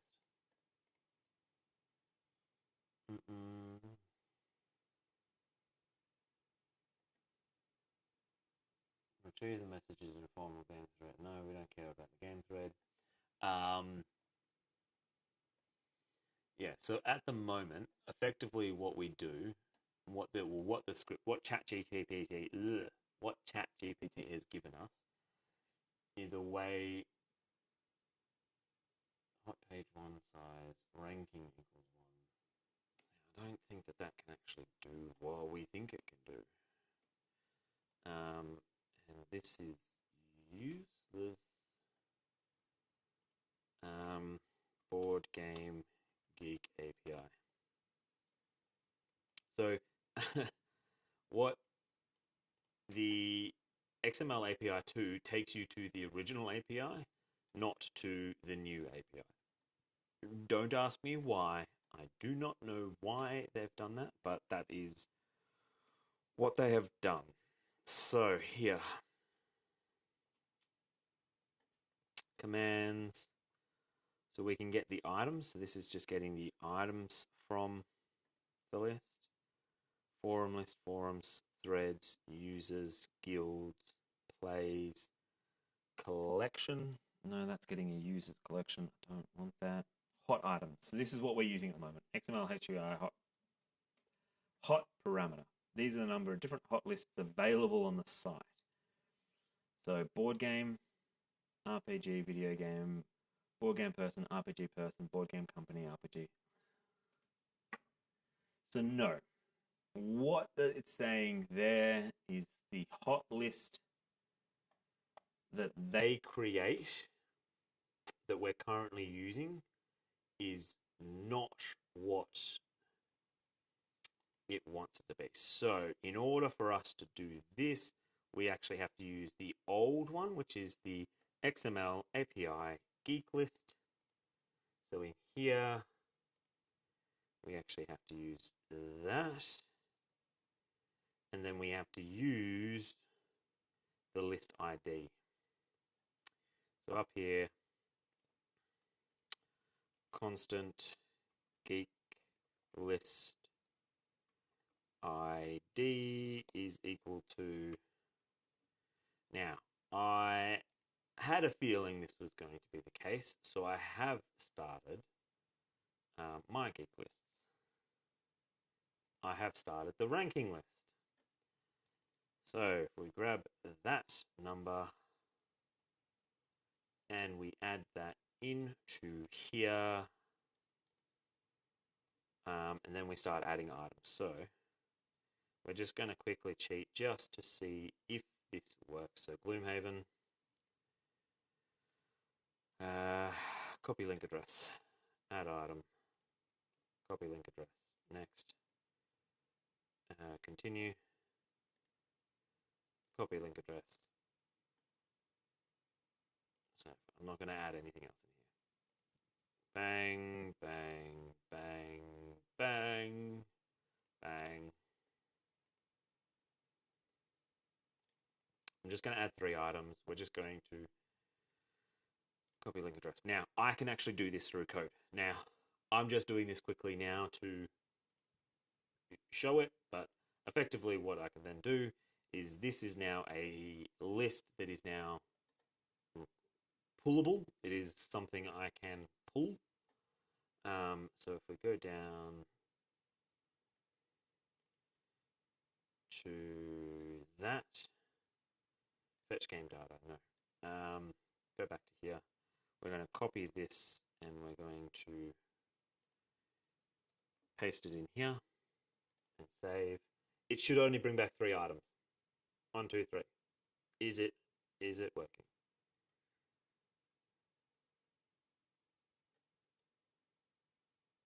That's the populate table. Fetch games.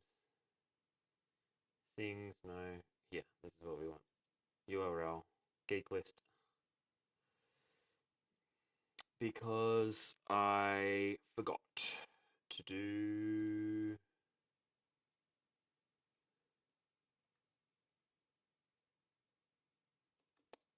this.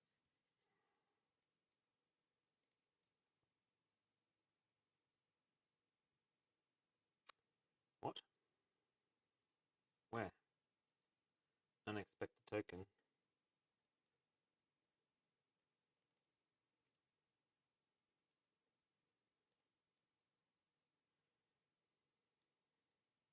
Have I done that wrong? How do I store a number? Oh, no, I don't need. I know what I've done. I have been silly. We need to do that. Geek list ID. Save. Clear.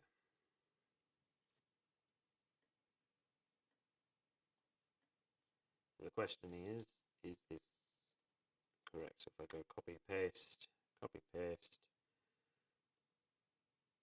and I grab this,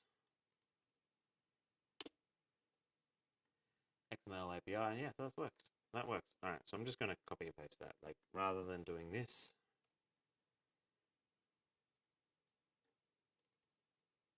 That's the game. This is it here.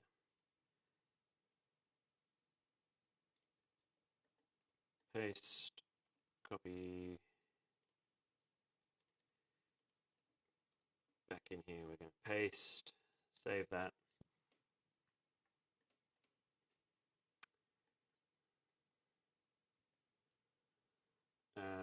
Why is it not working?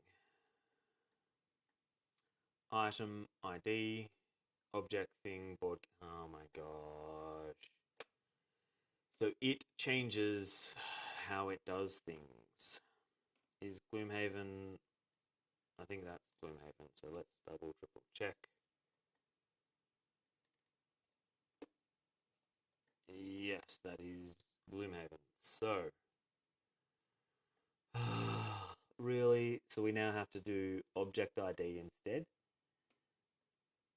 Object name, yeah, so then we object ID and object name. So in here, let's go back into here, where we grab these, it's not going to be, the name is not going to be that. The object ID is get attribute object ID. Object name is that. And it does not have the thumbnail. So the thumbnail, we're going to have to move X that down to here. And that's going to be full game thumbnail. Yeah, so we just grab the full name thumbnail. Get attribute, we don't need to worry about getting attribute anymore. We actually just call that get. Yeah, all the way back up the top. It was doing it wrong at the start, but now we actually want it to do, so text content. So that's just going to be text content. Bang. Copy all of that. Go back to this list. We paste that in and hopefully it should work now.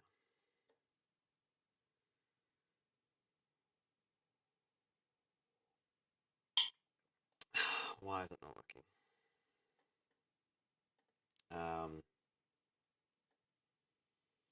Let's find out where it's breaking first. So if we go to here, let's console log the games. Save, is it getting the games? Yes, it is getting the games. Cool. So that is good. Then it returns the games. So then is it getting the logs?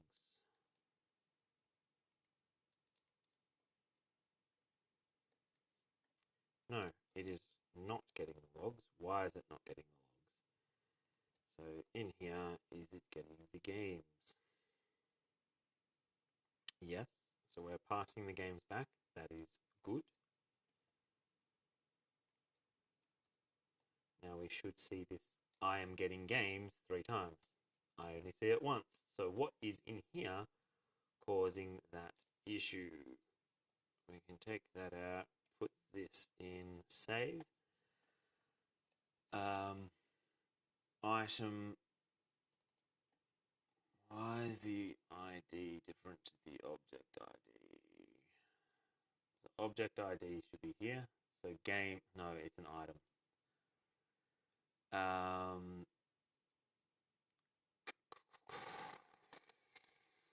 When it's in, oh no, it's an item when it's in here. So an item, yeah.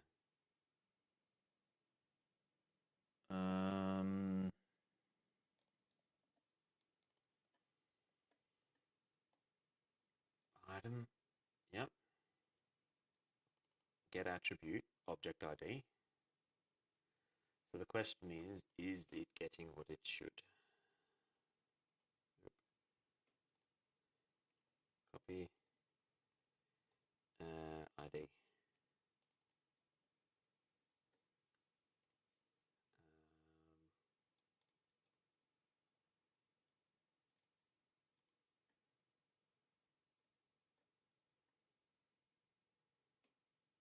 It's not even getting the ID. So that's where the issue is.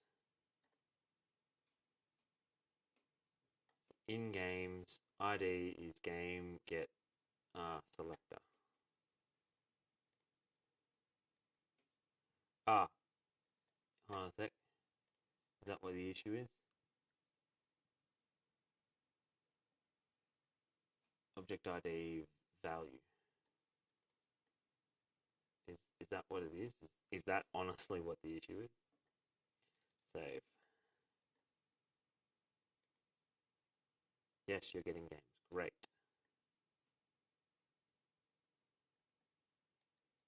When I get games here, no, because value is, yeah, value is there. So it's not that. It's the other way around. So this needs to be taken off. Get attribute. I think get attribute is what we, yes, cool. Query selector, no. Copy, get attribute, save. There we go. Whew, we got there. We got there in the end.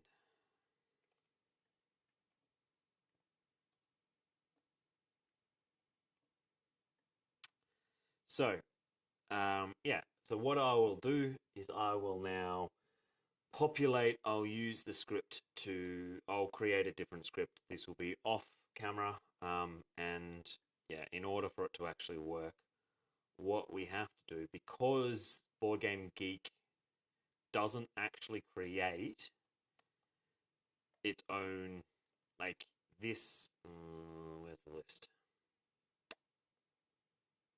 This list here, this ranking list. So board game rank. Is that statistics page? Board game rank is not something.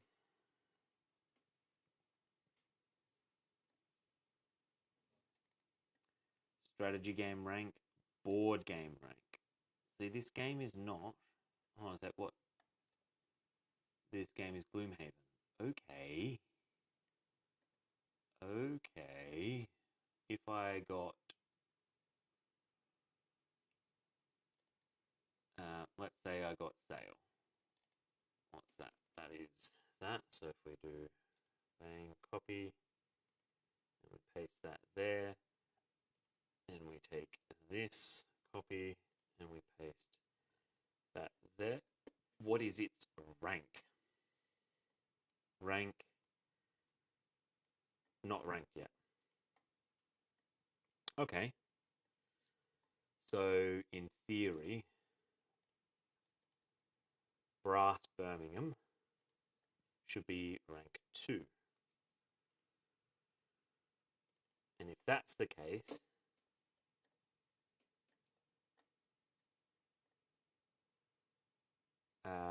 so ranks subtype, ID1, board game, friendly name, board game rank, value 2. Awesome. Okay, so there is, can we do a command?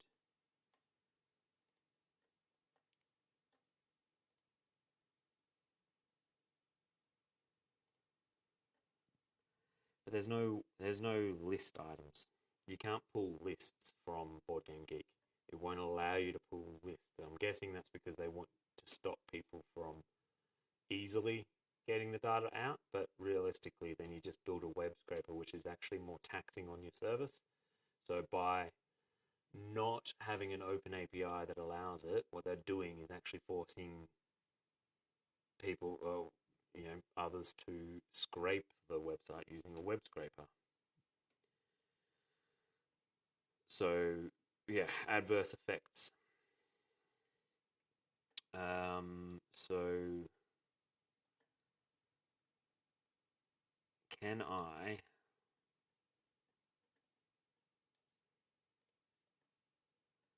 don't think that there's actually a way for us to do, but we can actually add the ranks in. So with the ranks, back in here, we can grab the ranks. So you were asking about ranking before. Let's do that. Let's go in players. We've got that. We've got the weight. So let's actually copy this. Copy pass float, full game query. It's not going to be the average weight. It is going to be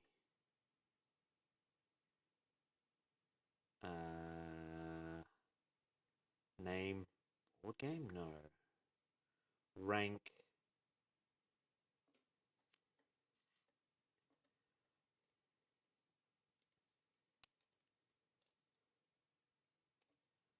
Let's ask ChatGPT. We haven't asked it a lot of questions. How would I get the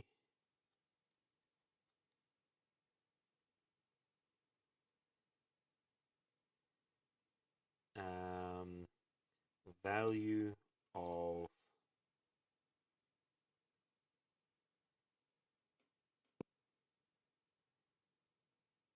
the board game rank field? I'm not sure if that's the right question, but all the way down to the bottom. Ugh. No, it does not like me asking that question because that is way too much information.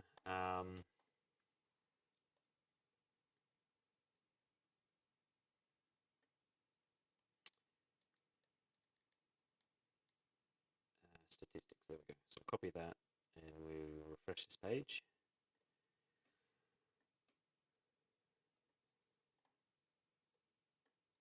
Go back to that chat because it's got the context we need. Board game, BGG, API, game data, and we're going to paste that in.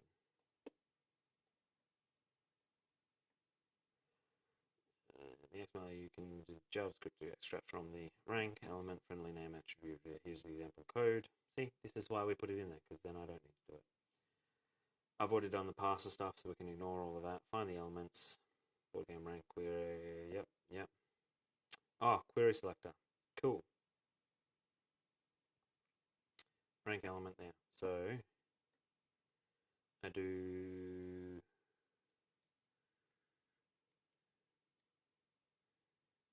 query selector. Where is it? No, it's over here. Query selector. Yep, and then we get attribute. Cool. So then the weight, that's actually the rank. And then, so this is the rank cell.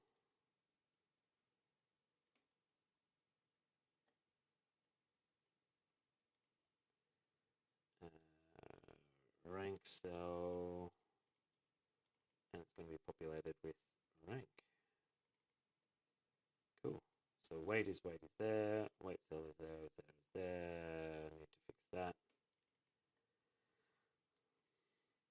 Rank cell, rank is going to have the rank in it, which is going to get board game rank value. Copy. And what we need to do up here in the head is th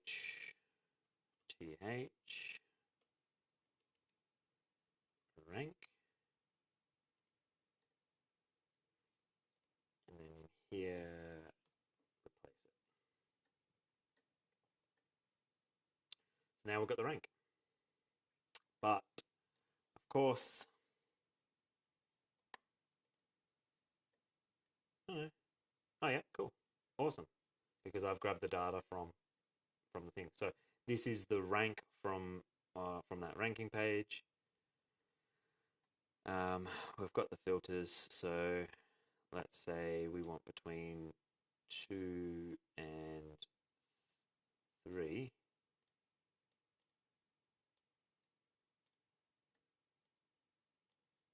It's doing that issue again, which is here. Oh no, I've already fixed that issue, so why is it doing that?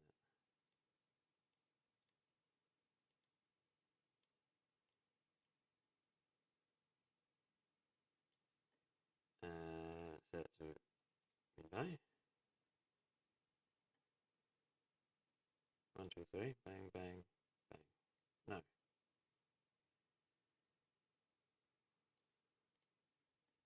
Has to be set to that.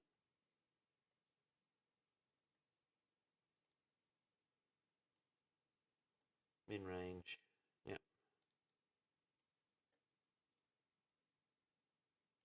So it just won't allow it above that, but this, for some reason, sets it back to 5.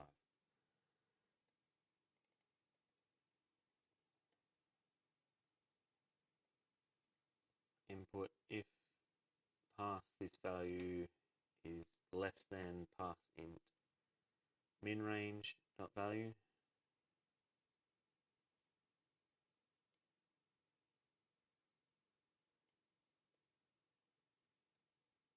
Min range dot value plus 1. Why is it having an issue with that?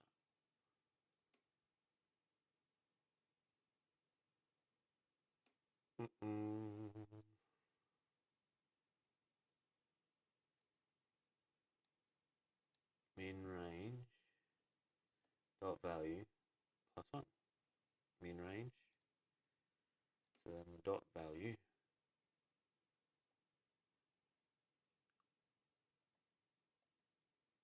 this value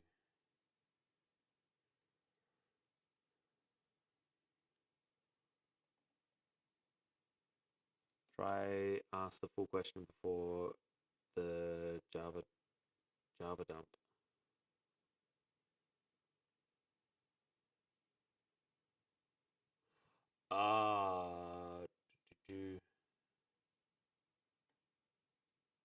No, yeah, so the Java dump.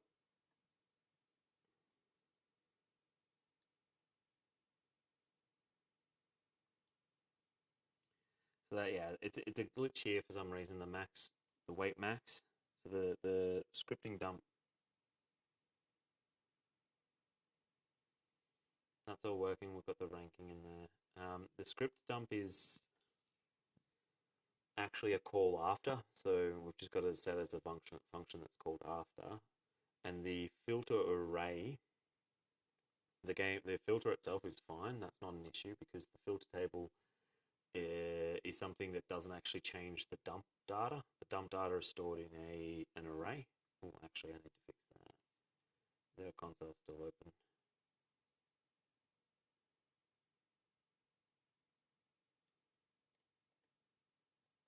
No, I think it was just from previous. So it's not actually changing. So with that filter table, all it's actually doing is just adding the hide function to any. So the rows technically are still there. The table still has the rows. So when I filter out, what it's actually doing is just taking the hide value. What the issue is that when I do max, when it goes down to try to 2, so for instance, if I try to do the min up, it doesn't let me go higher. I can go lower, but it doesn't let me go higher.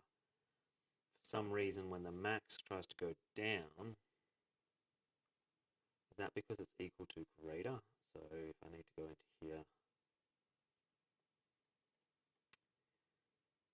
is it that? Now if this is set to 2, no, so that's got that, it's still got the same issue.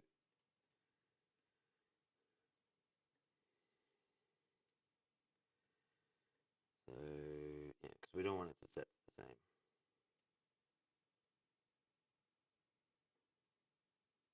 Ah, no, because I'm silly. If %% is greater than or equal to, no, that was right, less than or equal to,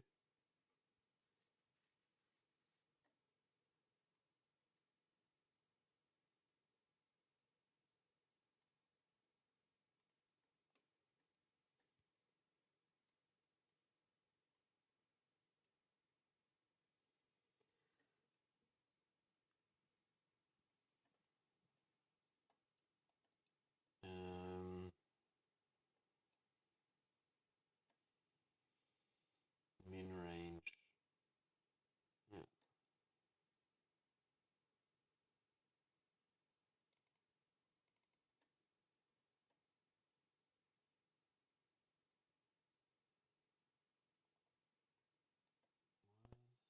Why is that having issues?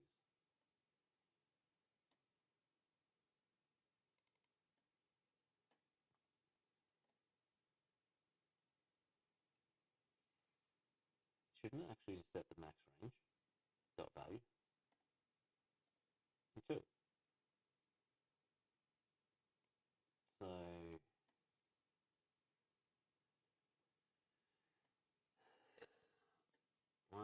why are we doing it this way? Set the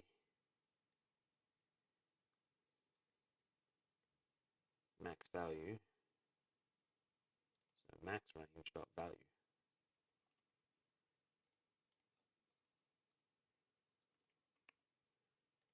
Set the max range dot value to that.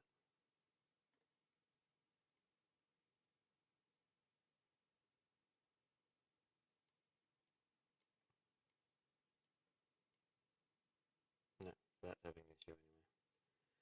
All right, I'll figure that out. That's going to be something I'll figure out after, because everything else works in it. So yeah, this is available as so you can actually go have a look at this yourself.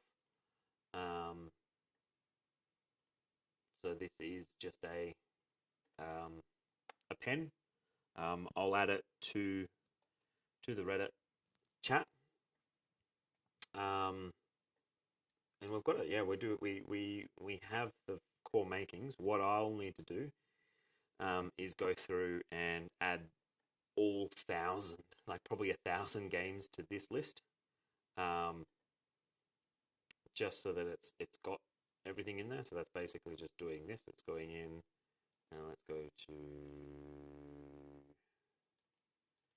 here. So then has it got pandemic? Yes.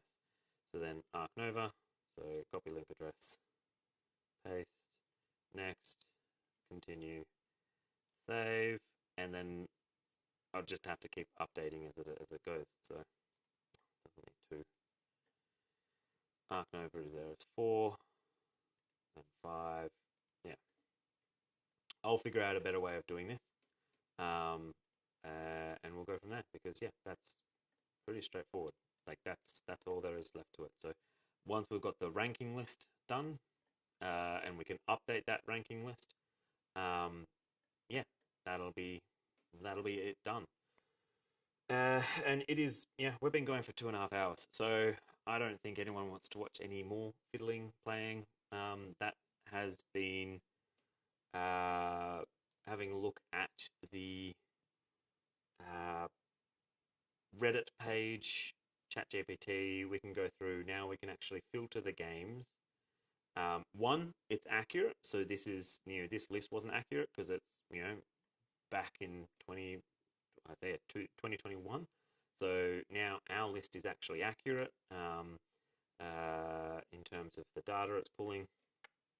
Because now when you go to that page, if we close this tab down and we minimize this, you could actually just view it. You don't have to view the code that I put in there, but if you actually do this, it'll grab all of those. Well, it should grab all of those.